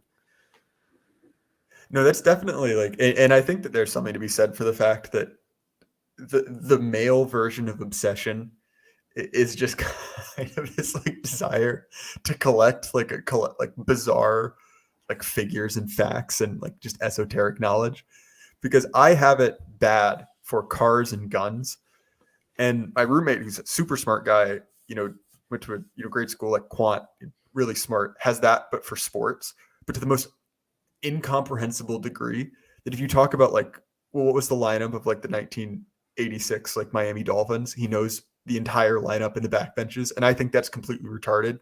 But if you ask me to talk about the difference between an M16A1 and an A2, I'm like, okay, well, how long do you have? Yeah. I do have that a little bit with sports, although more with basketball than football. But yeah, I totally understand. Yeah, I'm somewhat excited to start deer season in my state again, where I will disobey literally every regulation on hunting they have. Blaze orange, don't use it. My rifle legal? Nope, 100% not. Am I 500 acres away from any public road? So I'll probably be fine. Yeah, pretty much. Avoid the game warden at all costs. Yeah, exactly. That's pretty much what it is. And I realize I'm screwed on like 3 different levels, but you know what? My collection of, garbage, like poverty tier military surplus, it'll get me through this year. But anyway, man, It was good to talk to you. We've got a few more people behind you. Is there anything you want to kind of leave on before we wrap things up? No, not really. Just it was fun talking with you, man. Yeah, definitely. It was good to finally put a voice to the PFP, because I've probably seen you around on different Discords for the last couple of years. So it's good to finally talk to you, man. Yeah, you too, man. Have a good one. All right, thank you. Good night. Drew, how you doing? I'm doing good. How are you? I'm doing well, man. Excellent, excellent. So is there anything specifically you want to talk about, or do you just want to chat for a little bit? I'm happy to chat. I did have one question. It was about your chat with Thomas77. He mentioned that class isn't the same as it was, say, when everyone lived in the same town and all worked at the same factory. And I'd never really thought of that, but the second he said it, I'm like, oh, that's exactly right. And I was just wondering if that is true, which I think it is. All the things that were based on kind of class, does that just fall away now? And if so, does anything replace it, or is it just kind of like this? Are all the people of the same kind of economic income level, are they just kind of amorphously like floating around now? So at least as far as I understand what Thomas's point is, and this is something that I share with him, is that when class was kind of first used in like a dialectic material sense, it was a lot cleaner. It was the proletariat was factory workers, and there were a lot of people who lived in dense urban centers, worked as factory workers, and generally, because industrialization was a standardized process, the people who worked in those jobs were kind of standardized. They had a similar experience.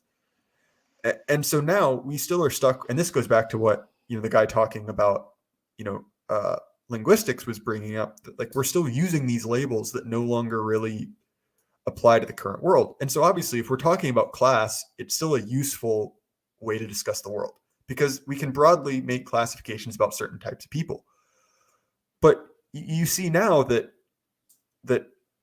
whereas before it was pretty easy to say, well, okay, this class makes more money than that class. The proletariat make less than the bourgeoisie, who make less than, kind of like the capitalist class. Now that's not nearly so clean. So for one, we don't really have capitalists anymore. like Burnham makes this point. There really is there's no one like Henry Ford anymore. Okay, maybe there's Musk, but even then, he's an exception. And I would argue that he's not really in the same category. And then what you have with the distinction between even in the middle class, right? Like in the US, you have like the working middle class. So that's people that are kind of like kulaks, so like the guy I know, Bill, who owns a giant plumbing company, and he's actually pretty rich. He's probably a millionaire because he had a successful company. So he's got lots of money, but what does he do with his money? Well, he's never been to college. He really likes cheap beer, country music, and big pickup trucks. And on the other hand, like I have friends who are part of like what you would consider also the middle class who make $30,000 a year, but have doctorate degrees. And they look down at that other guy. So what I think we're seeing is that class still exists. We can make these kind of characterizations, but they're not geographic anymore. Like the internet has a huge part of that, but they're also, at least in my mind, they're more at this point stratified by education. So you have college educated, non-college educated. Then you have like the laptop class versus kind of the, like the kulaks. And so to me, it's like, well, classes still exist, but the idea as describing like a Starbucks barista as part of the proletariat because they don't make very much money, it's kind of retarded. And so it's hard. And I'm not trying to speak for Thomas because, the man's, he's his own man. And in many ways, I think he has a more nuanced understanding than I do. But it's hard because I really do think that we're kind of stuck using these outdated terms from the Industrial Revolution, while the idea of speaking to people as classes is still useful. Do you see the differentiation I'm trying to make there, Drew? Yeah, there's certainly something the same about the whatever business owner. He owns a HVAC company, earns whatever, he's got $1 million, and then the kid who's just starting HVAC, they probably do all the same things. But yeah, I understand what you mean. Money isn't a part of it, or as much a part of it as it once was. Well, and this is what we were talking about with Cody, about how the fact that despite Trump being a billionaire, he's still not one of the elite class.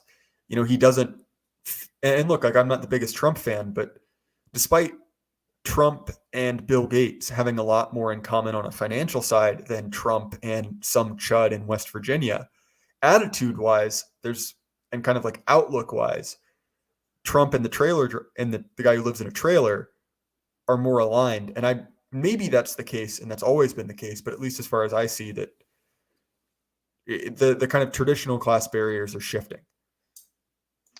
Yeah, it seems like if you're a certain type of person or with a certain type of personality, blue collar or whatever, no matter how rich you are, you can't buy your way into being, I guess, respected by the other classes. Well, and I'm kind of on the other end because look, I'm not trying to LARP, but I have a college degree. I'm kind of, quote unquote, set up to be a part of like the laptop class.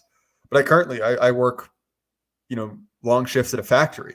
And despite the fact that I am like on an economic level, essentially a member of quote unquote the proletariat, like those guys can smell it on me a mile away, that I've been to college and because the way I talk, the way I look. And so it's like, despite economic realities, like I'm not going to pretend like I'm some working class hero.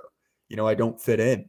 And I think that, at least to me, it's like we're kind of seeing the creation of new social classes as the traditional differentiators kind of break down. Maybe that's a better way to say it.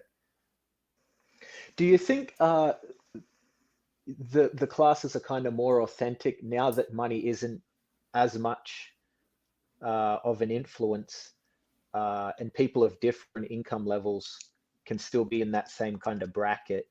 It seems like it's more organic. I know what you mean, but I almost think that, and this is part of, I think, class being less of a determinant, is that culture has become more mass.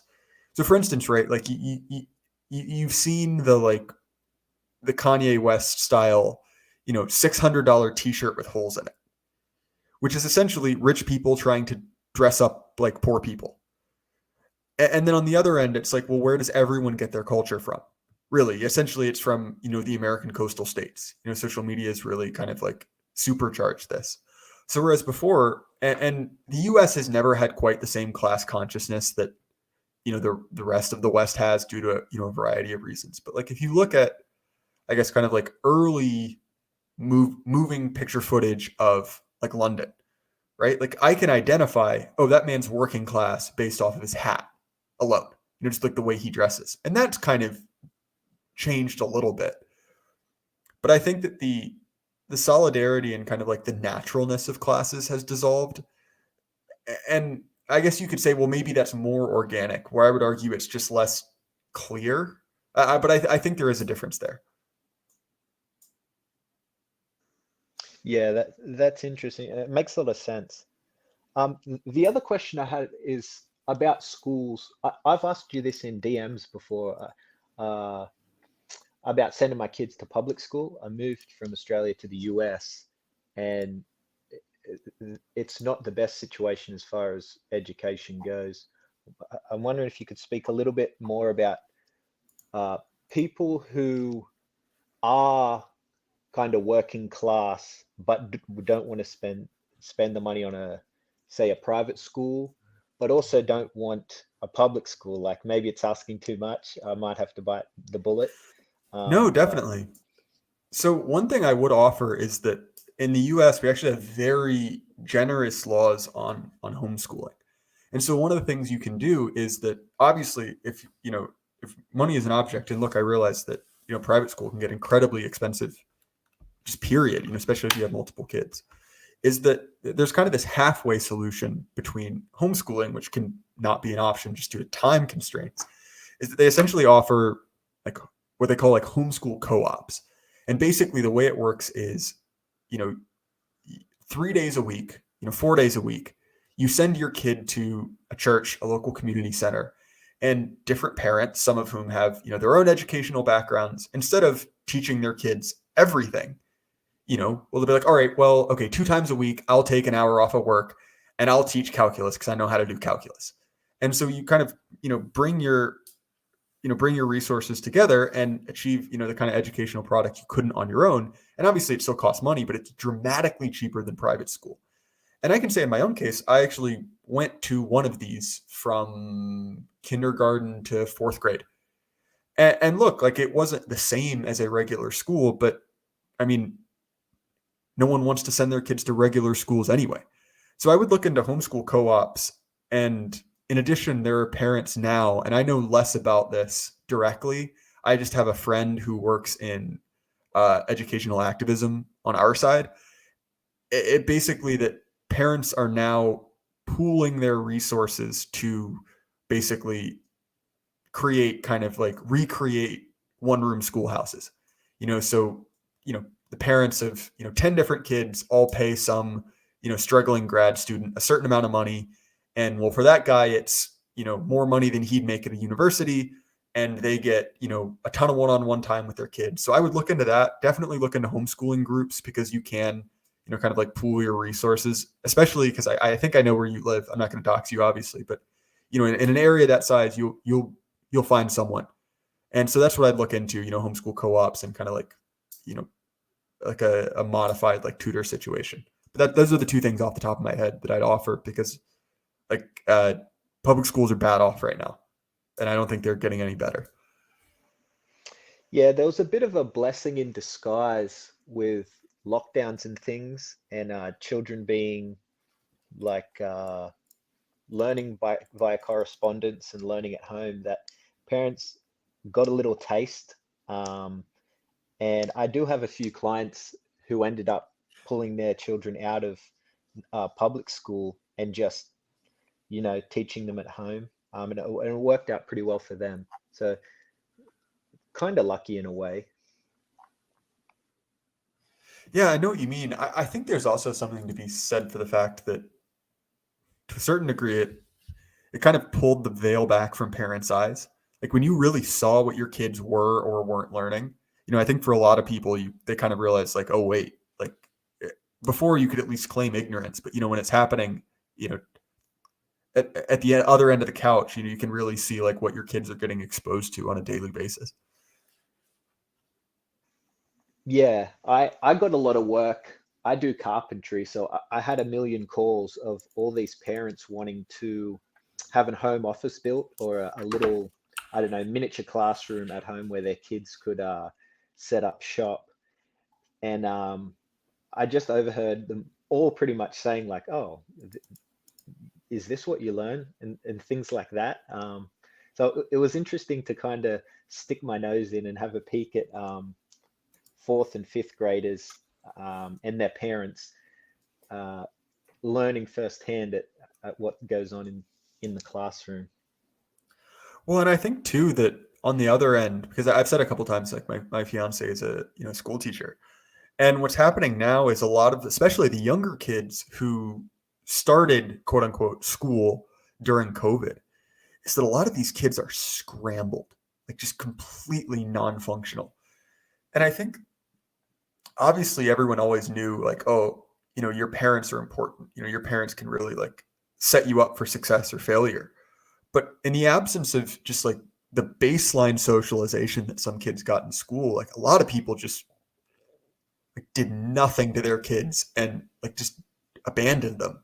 And now on the back end, they're kind of trying to reintegrate with them in society. And like, look, like I had no responsibilities during the pandemic. I was in my early 20s. I had nothing to do. But like I really feel a lot of sympathy for the people who had, jobs to do and young kids. But nonetheless, those kids did not turn out well or have not turned out well as a group. Well, anyway, Drew, we got some more people behind you. So is there anything you want to talk about? No, that was it. I appreciate it. I'll pop out. Have a Yeah, good thank one. you so much, man. I was glad to talk to you. And if you ever want to, I realize you've got lots of real world responsibilities, but if you ever want to buy a beer or something, just let me know. All right, will do. See you later. All right, talk to you later, man. All right, AP, how you doing? Good. How are you doing, my man? You're a little bit quiet. Can you turn up your gain? Because I can't quite hear you. Okay, is it better now? Yeah, you sound great. So Okay. how are you doing, man? I haven't talked to you in a while. Oh, doing pretty good. I was just really busy with college work. Also was sick for a couple of days. So that's why I didn't get to do my show with Thomas like I wanted to. But I got that recorded in the bag. Just need to upload it. So I am pulling through on my content, even though I haven't uploaded in a while. Yeah, that episode. I won't get too much into the details, but I did an episode with Bagby. It was our big one on AA stuff. And I don't get sick that often, but I had the worst case of food poisoning. So if you I had watch the food VOD on poisoning that too. one, No way. it sucks, man. If you watch the VOD on that one, you can see me mute myself every 10 minutes, and that's because I'm taking care of my sickness. I won't get into it, but I was in a rough spot on that one. So I definitely feel for you. No, I've also done a live stream with Ace where I had a massive fever and I was like shivering the whole time. The whole time, but I still did the show anyway. Well, that's one of those things that you realize, like, you if you ever listen back to yourself, which I both recommend because you realize your vocal tics. But if you know going into it, you're like, I was off this one, and you listen back to yourself, I'm like, I am a moron. Like, why did I say that? Like my episode with Sandbatch is like that, where I was just like, it was one of those things where it's like I can't think about it, or else I won't be able to go to sleep at night because it just like didn't come out right the whole time. And so I definitely know exactly what you mean. No, it's crazy sometimes, but I kind of mainly just wanted to talk about because I've really been getting into like Panama hats and I guess Radlib stream about the Second Spanish Republic. I really found that quite interesting because I was kind of aware of the leftist, Spanish Republic, but I didn't know how bad it truly was. Oh yeah, no, it's wild. That's why that oh damn, I need to give Paul his copy back. I've said that for like a year now, but I still need to give him his copy back. But that's why that Antelope Hill publishing book, Mine Were Time of Troubles. Yeah, which is so. Have you read that yet? Because that's I probably, know I want to read it though because I really want a first-hand account from national. no, that's great. It's incredibly well written, and it's the base version of that conflict. I've got another question, and this goes back to again the conversation we've kind of been continuing all night of frozen, cultural touchstones. Have you ever seen Pan's Labyrinth by Del Toro? I have not. Okay, so it's kind of this weird, like surrealist, mildly horror movie. Not really. It's kind of like it's like David Lynch, Alice in Wonderland, but it's a good movie. But it takes place uh, during the Spanish Civil War, and it's interesting because that's kind of the background to it, and the villain of it is this like horrendously evil like comic book character of a nationalist colonel. But I'd recommend that one too because it's both artistically made and kind of interesting to see like Hollywood, shitlibs take on the Spanish Civil War. So if you're interested, I recommend that.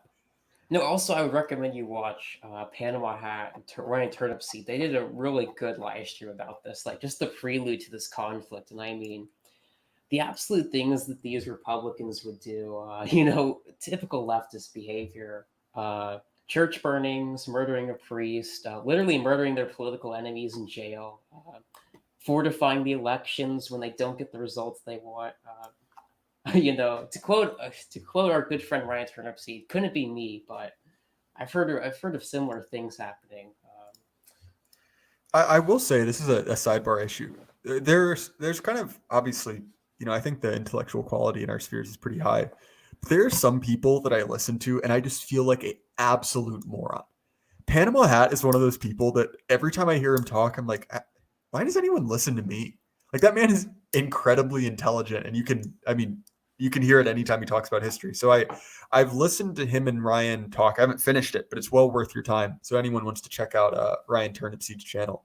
Actually, I was just on it, a few weeks ago. So look, if you like me, you can hear more of me complaining with Ryan. But before that, you should watch him and Panama Hat because that's a really good episode. No, definitely is, man. Yeah, that's an interesting topic because I think the first book I read this year, because I'm full speed ahead on my goal to read 36 books this year. But the first thing I read this year was, I think it was Paul Johnson's The 20th Century or Modern Times by Paul Johnson. That's what it is. And it's kind of a boomer. It's like the ultimate boomer history. But it's interesting hearing him talk about the Spanish Civil War, because he was, writing in, I think, the 90s or the 80s. But it is interesting how much kind of cultural energy in the West went into kind of propping up the cause of the it's not the national, the Republicans and the Republicans. Thank you. Yeah. And how many people just staked their reputations on were essentially like these mass murdering hooligans. Well, it's not just that. I mean, obviously, they were supported by Moscow as well. So they were deeply subversive. We can't forget about also, it wasn't just communist. It was anarchist, socialist, trade unionist, the typical troublemakers in society that always cause problems. Like freeing prisoners from jail, after, of course. That's an odd one. That one comes back. Like both the Soviets did that, and the Rat has been accused of freeing prisoners. Yeah, it's this behavior that I've noticed that they always do. Of course, it's never mentioned because every time you watch a documentary about this period, it's always from a leftist point of view. Like there's very few that I could find on YouTube, at least, from a nationalist side. But like the factions in the war are pretty interesting on the nationalist side because you have the Carlists, you have the Ferengi, those are the fascists. You have the nationalists, you have the Catholics, and you just have your average Spanish conservative. But it's interesting to see like how they had the support of the institutions in the country, and they were still subverted in the end. And it's kind of why Spain is ruled by the Republicans again, just in a different form today. Yeah, it's interesting because going back to Gottfried's point about fascism is that like if you only heard kind of like the cultural version of what fascism was, you'd assume that like every time it went on full like ultra Holocaust, like everyone died. But everyone forgets that Franco was in power until what, like 74? 1975. Okay, close enough, right?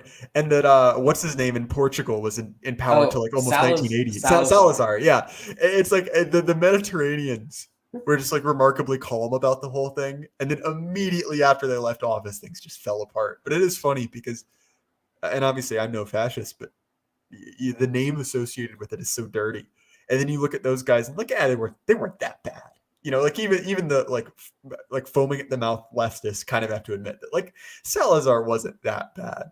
Which I think is just kind of funny. No, he's what you would just imagine your average Catholic conservative to be. Yeah, like mildly authoritarian. Really, not even basically, that like, reactionary. Yeah, shut up. compared. It's like I'm not going to let you have elections, but just leave me alone. I'll run the country, which I kind of respect. No, it's definitely, man. Quite an interesting period of history.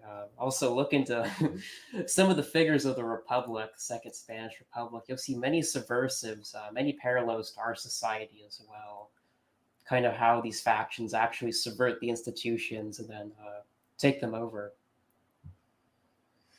Yeah, that is interesting. I think it's also there's multiple things to be learned from it, which is that it's interesting because I would almost argue that, and maybe it's a little bit worse now, but there's kind of a similar situation in Spain where like there was no real like one consolidated, power in favor of, the nationalists. Like obviously there was the military, but the military was very much divided.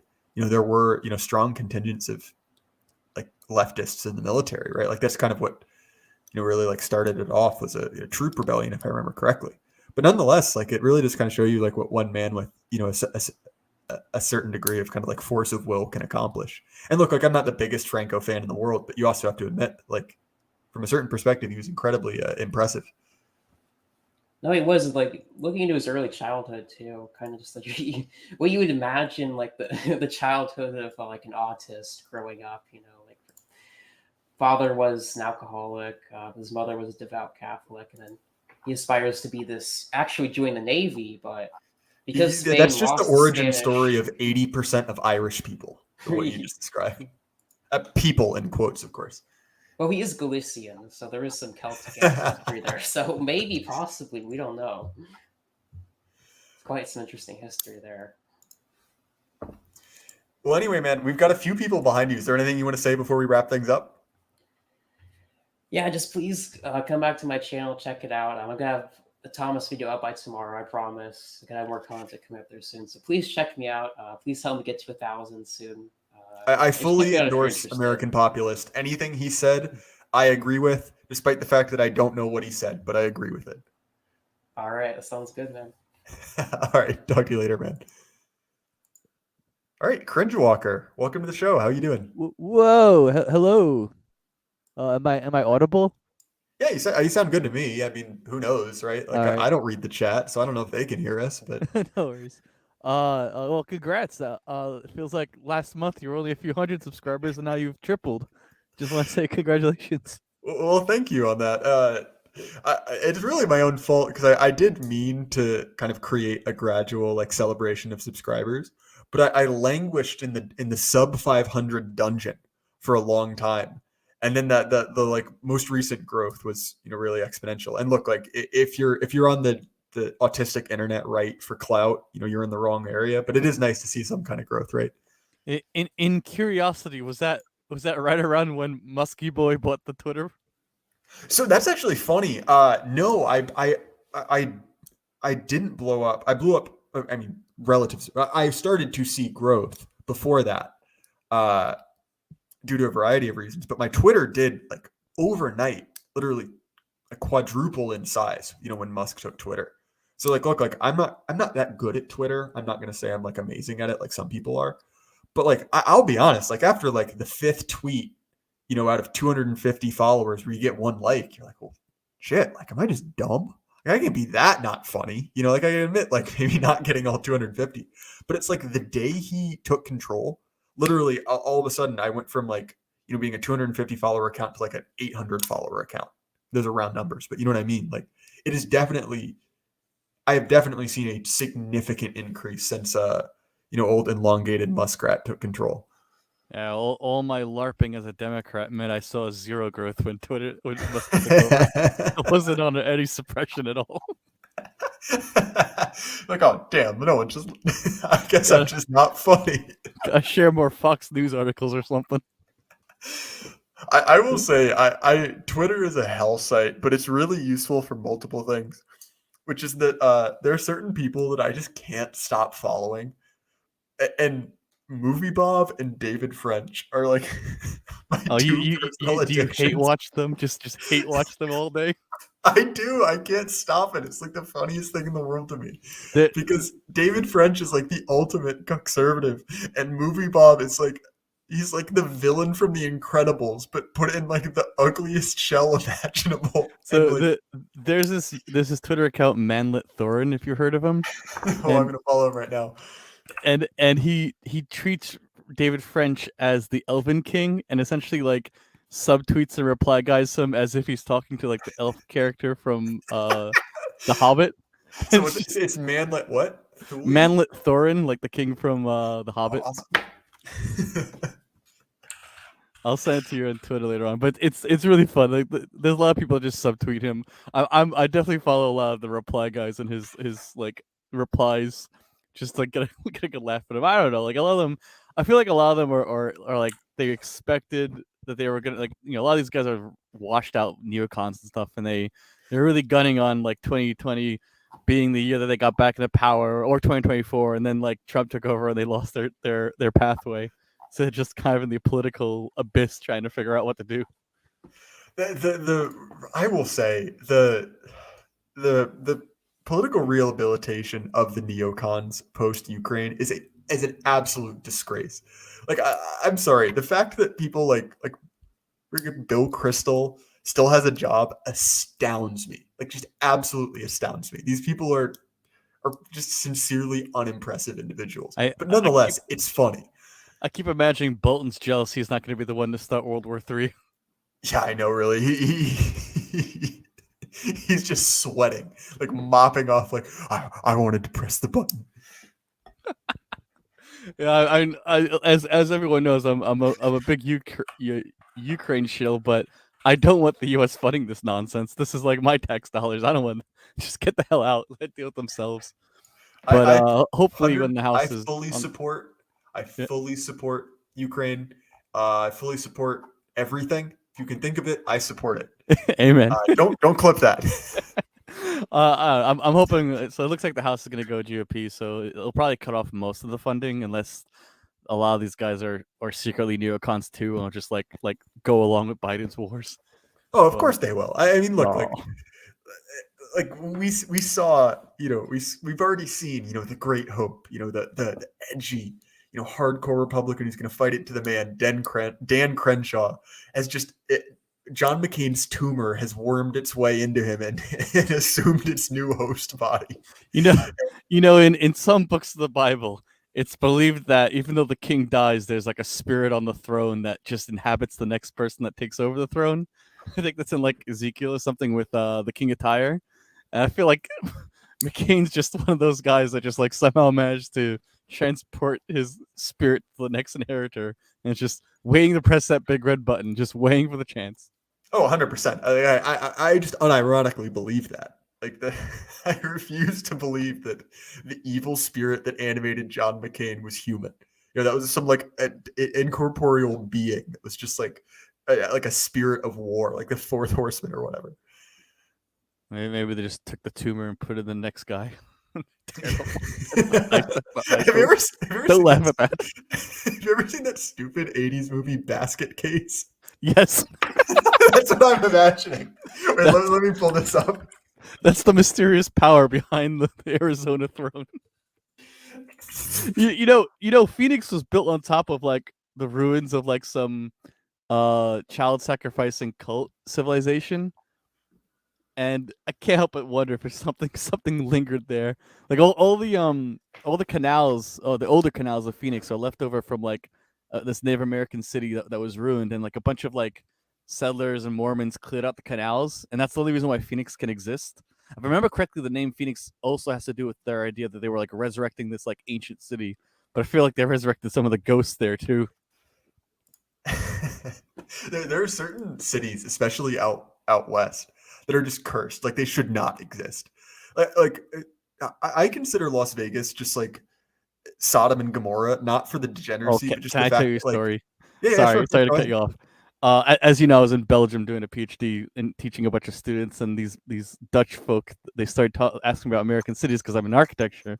They want my opinion of like what's the best and worst city, and I only hinted at Nevada, and this like a bunch of these Dutch folk just started saying, "Oh yeah, we were in a trip to Nevada, and we thought it was gonna be so happy like in the movies, but everyone's just sad. Everyone's Yeah, just yep. depressed and poor." I had to explain to them why. Yeah, exactly. Like this city should not exist. It is There- it is the Faustian city, and it's horrible. If you want a really black pilling exploration from the architecture perspective, there's a book. It's a PDF floating around somewhere. It's not in print right now, but it's called Learning from Las Vegas, and it's basically just like evaluating Las Vegas as from an architecture perspective as this like postmodern like death cult, that like how did this city even come to exist? Why does it exist? Can we even learn anything from this like strip of depression, basically? Well, there's a couple other cities that I just hate. Like I cannot abide at all. Houston is one of them. Houston is the biggest, most spread out hellhole I've ever been in. But have you ever been to Orlando before? I have not been south of DC. I'm Yankee dumb locked, unfortunately. So I'll put it this way. One of my old roommates, I'll put it this way. I lived in a house with a bunch of architects in college. So I know nothing about architecture, but I knew enough about architecture. They don't sleep. Yeah, exactly. To make them angry. Orlando it feels like a randomly generated city. Like there are things there that like make sense as like a physical object, but make no sense as a building where humans live. It's just like everything is like no human could have designed this. This is just some algorithm like optimizing for some like hidden variable, and it's all disposable. It's like everything feels like Nuketown from Call of Duty Black Ops, but there are also alligators and meth heads everywhere. Like nothing there was built to last more than 10 years. It's like this is just some type of like government experiment that for some reason still exists. There's this I don't remember the name of it, but in the UK there's this water-based processor that it's like pre-Turing, like a really old computer that used water instead of electricity to process information, and they would use this as like a random like econ generator to like design towns and like local economies. And what you're describing makes me wonder if we had one of those when that city was founded. All right, I'm going to so the reason I've been to Orlando is super weird story. So one of my fiance's cousin got married over COVID. They lived in California, and they're Disney people, and Disney people are a aberration. Like there's something wrong with them. And so of course, because of COVID and living in essentially a communist dictatorship, everything was shut down for COVID. And of course, well, you have to get married. Fair enough. Like I get that. So they're like, and not only do we have to get married, but it has to be at Disney property. That was the big thing they wanted to do in California. Well, they're like, okay, well, where do you go if you want Disney and you want it open during COVID? You go to Florida. So I went to this wedding, which due to state regulations was limited to like 20 people at this Disney resort, which was the only one open. And we all had to stay at Jimmy Buffett Margaritaville Resort in Orlando. Just like a Jimmy Buffett gated community. And I'm gonna drop the link in chat. You guys can see what this place looks like. When I mean it seems like it's randomly generated, I mean that the place we stayed in had fake windows with a fake room behind the windows to give the illusion that the windows led to somewhere. But from the inside, you couldn't see out. And so like everything was designed to look from the outside like a real house, but you walked inside and it's the most bizarre, like surreal thing I've ever seen. I feel like this is what our version of concentration camps are going to be one day. No, 100%. That's really what it looks like. Like it was like, and if you look at this, the link I sent, you can see the cottages. Anytime there are shutters, they're fake shutters. There's no windows behind them. And so the whole thing I'm just imagining. My architecture brain is trying to figure out why, because it's more expensive to do this than to have an actual window because that's building material and wall fill. Like, why would you do this? Well, and it's even more confusing as someone who just has, I don't know, been to a human building before, because you walk through a door and you're like, oh, there's a window there. And you look at it, there's no window. And so you have the feeling that you're in this like non-Euclidean space where the outside of the building and the inside of the building are not related. You know, there are back rooms there that you cannot get to. There's a building I visited in Moscow like this from a totally different reason, but the same reason, different like same end goal, different reason to do it. But when the Soviets took over, they like got rid of private property and shit, but there were still like people that own private property in Moscow, and they were trying to like kick out all the rich people and get the city to be like a communist utopia. And there was this one guy who got really smart, and so he was like, I'm going to start a people's art collective involving myself, my wife, and my children. We're going to purchase a people's factory to make art, and we're just going to be the company, like the common, not the company, but like, you know, the commune of my family in a public industrial building. And they managed to like simulate private property under communist rules. And it was so dumb, but it worked for like 20 years. Well, that's like the one bar in California that you can still smoke in. It's not a bar. Well, it is a bar, but it's a bar with a performance art piece, and the performance art piece is people smoking. And so essentially, it's the one smoking bar still allowed in California because it's an art installation that is just alcoholic smoking on a Tuesday evening. You know, there were a few churches during COVID lockdowns because illegally you couldn't meet for church, but you could still go to a stripper club. And so the church is rebranded as a stripper club, and the pastor just take off his jacket as the strip show, and it worked. And they actually managed to have church by like re-registering the church as a strip club. It was one of those insane COVID things happened.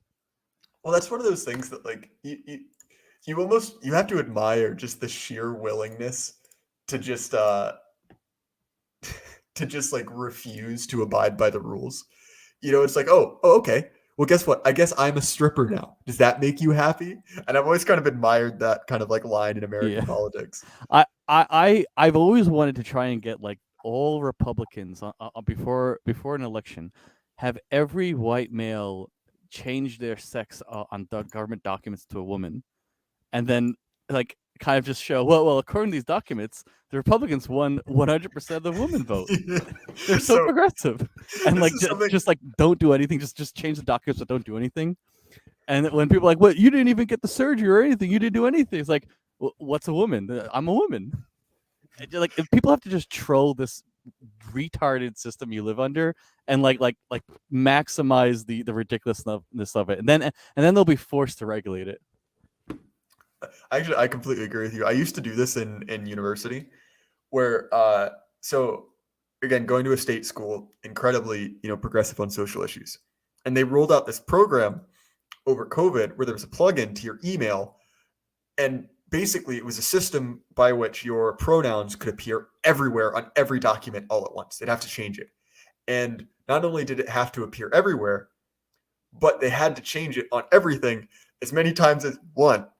So I just changed my pronouns every single week to whatever dumb stuff I could think of, which means that my university had to redo all of my paperwork to include my new pronouns. See, if I had gone to school in your time period, I would have just done a slow months-long end tower, and no one would have noticed but me. By the end of it, my pronouns were he, she, its, but the incorrect version of it's, like the contraction. And so I would just correct my professors on the most arbitrary of things. And they hated me. They knew 100% what I was doing. It was basically like, huh, what are you gonna do? You were that teacher that put on the prosthetic boobas as a protest before that. You would 100%. I was just the opposite of it. I also by the end of it, I just really leaned into it because I realized very quickly that I wasn't ever willing to like start an argument in class because I just wanted to get in and get out. but the amount of real estate on the back of your laptop, you could put some really unhinged stuff and no one would question it except for the professors. So by the end of it, I had a giant pro-life sticker, a sticker that said, Mount St. Helens was an inside job, an original Nixon 1974 campaign sticker, and one with just I don't even know how you say it, but what was that stupid meme? It was Cyrillic, and it was like the deep fried image of a werewolf. Like, Pierre. Or Yeah, I know whatever, what something you're talking stupid. But it was just the most incoherent schizo collection of stickers. And the first day of class, it was so funny because professors would like, whatever, everyone has got their masks on. And I'd flip up my laptop and I could just see the confusion. And look, like I was not the best student. I did not get along with my university, but at a certain point it became, look, I'm not trapped here with you. You're trapped in here with me. And that was enjoyable. I did little things like that, but I don't want to take any more time. I think I hit the 10 minute limit, so you might want to let someone else in. I mean, there's no one else, so we can go as long as you want. Well, actually, not as okay. long as you want, because it's 9:30 and I've got to be up at 4 tomorrow. So Yeah. a reasonable amount of time, we'll put it that way. Okay, I'm slowly studying.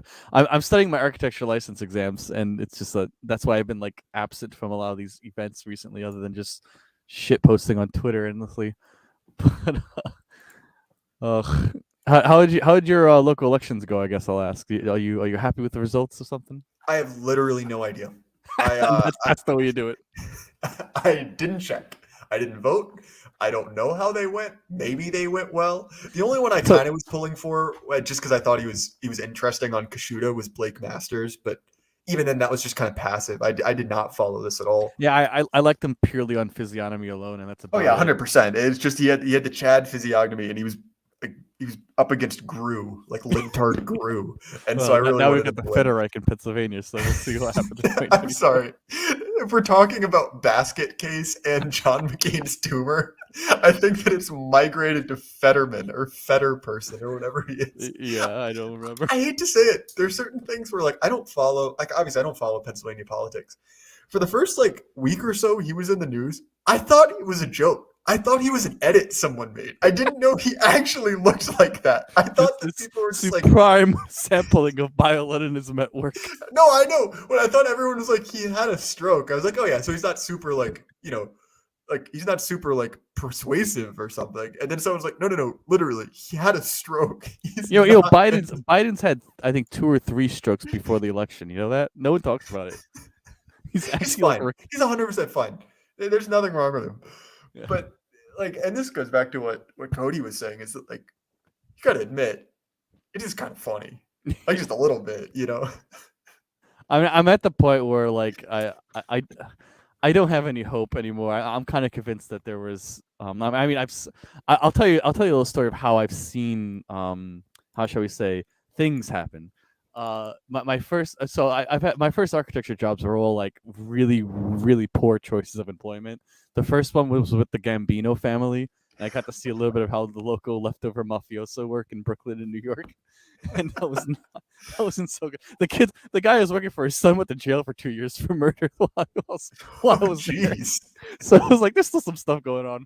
And the second job after that, because I didn't stay there for long, underpaid too much. I don't want to be involved with this on my resume.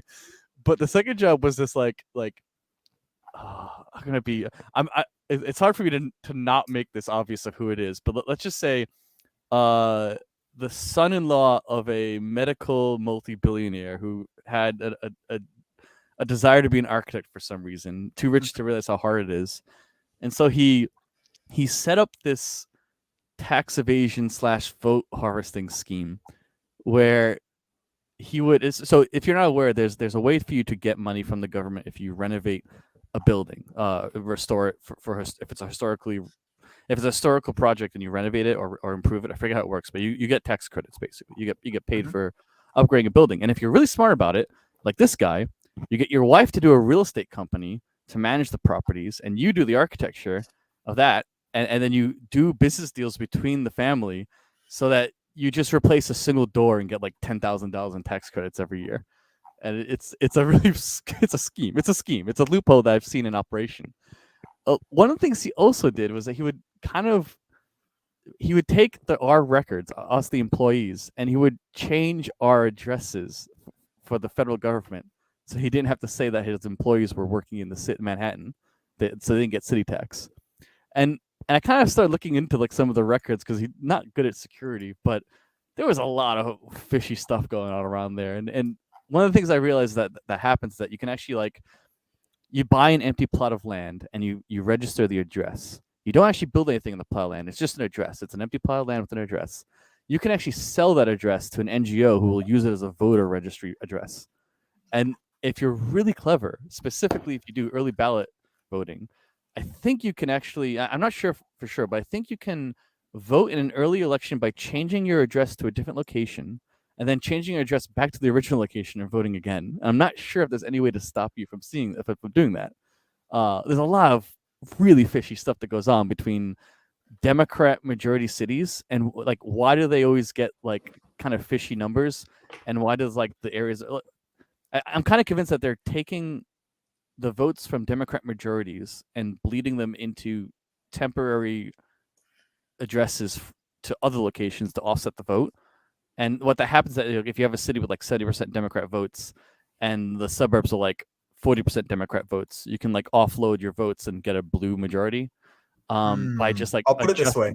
Again, I believe in every election. Yes. I'll put it that way. This is just advanced democracy. You know, it's the Yeah, of next course. stage above. I mean, look, you've got to count all your post-election votes, of course. Yeah. Yeah, that's I wouldn't be surprised. I mean, it's absolutely shocking to me the amount of people who will, out of one corner of their mouth, admit that like Tammany Hall happened and talk about like gangs of New York and be like, yeah, but it never happens now. It just doesn't happen. It's a convenient fiction. The thing is that like employers can do this without even telling their employees that, oh yeah, you live in Yonkers now, you're not in the city, and like how do you stop that? And when someone's counting the votes, what do? They go off your tax records with your employer, or you go off your private tax records from you as an individual? When they conflict, what happens? I don't know. It's just, I saw a lot of loose ends in that job, and I did leave because I was like, I don't want to be involved in this nonsense. I'll put it this way again, Susan, if you're listening, I saw no loose ends whatsoever. Okay, everything's I'm a kook, and don't listen to me. I'm completely Yes. making this up. 100% deeply subversive. So I am gonna have to wrap things up. It was good talking to you, Cringe Walker. It's just I realized that if I go to bed now, I get 6 hours of sleep. Okay, not okay, enough. Go to bed. Go to bed. Anyway, I'm heading I out. want to say, Witticism TV. Be careful what you say on YouTube. Witticism TV will actually be appearing on an episode of my normally numbered podcast tomorrow. So if you want to hear him, subscribe to that channel, Witticism TV. He does great, pre-recorded stuff, and I've given him nothing to work on before our interview. So that's really on me. But maybe I'll come up with some kind of topic list before we go live. And then other than that, we have 2 super chats. Scratchy McDumpwaffle. Obligatory super chat. Also, Belgian makes something else that's high quality. Firearms. That's referencing to a conversation we had about Belgian beer.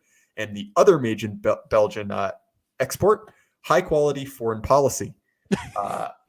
Anyway, then also, Cringe Walker, isn't this you? Yeah, that's me. I sometimes forget to change my account over. How do you say that? That is my brain does not Okay, understand. it's just a gibber. It's Luthemplar. It's like Lutheran Templar. It's just with the Greek L. I used to have the English L, but it looked like Lou. But I was like, okay, let's not. It does look like lube. Luth. It's Luth. TH. That's a thorn. It's like Anglo-Saxon letter. Thank you. Sorry. Okay. Anyway, Lube Templar says, Wow. congrats on some superb rapid growth. Thank you. By the way, thank you for the $10. I do appreciate it. It's funny. I mean, I gotta get my charitable donations in by the end of the year somehow. Like all of you guys are just making my advanced tax evasion schemes work great.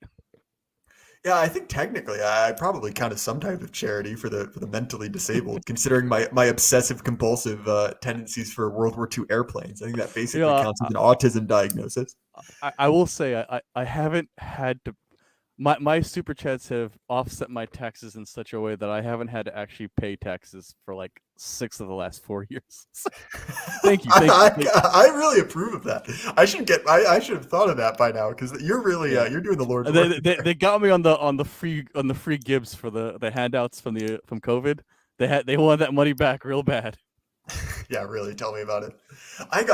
This is not particularly germane. I got screwed by that so hard being a student who worked just enough to hit actual like income tax reporting, but also technically still being independent while I was in school. I ended up paying like $2,800 in taxes, and I was furious. I was literally like full on like Timothy McVeigh level furious by that. That was a joke. My best accomplishment on this stupid platform is I super chatted after January 6th happened or January blah blah blah. It's a little late. You already said it. Yeah. 1, 2, 3, 4, 5, 6, 7. There you go. Then I'll Thank you. I super chatted Brooklyn Dad being like, how is 76 not an I word? I won't say it. And he just started going on a rant about me. I was like, I don't care your opinion. I'm just taking my $20 super chat and making a invasion. I'll stop talking now. You guys anyway, man, it was good to have you on. I enjoyed talking to you. But there are certain things about the internet that are just absolutely priceless, and the ability to just drive someone up the wall who's like a real professional political activist with like a job in a magazine. You're like Brooklyn Dad or whatever. Or in my case, David French is truly priceless. Like the fact that I can just make some like soulless and national, like National Review neocon even mildly annoyed. Like that's like crack to me. Like I'll never get over that feeling. But anyway, man, thank you so much for coming on. I really enjoyed talking to you about, architecture and, eternal motion machines. But anyway, man, I'm going to wrap things up. Like I said, I've got Witticism TV on tomorrow. And then after that, I've got Black Horse. And you guys should also check out, like I know AP, American Populist, shilled his stuff. You should check that out. His series with Thomas has been pretty good. But anyway, guys, thanks for coming out. I enjoyed talking to you guys. And, thanks for calling in. It's good to hear what you guys have to say. But anyway, good night, everyone.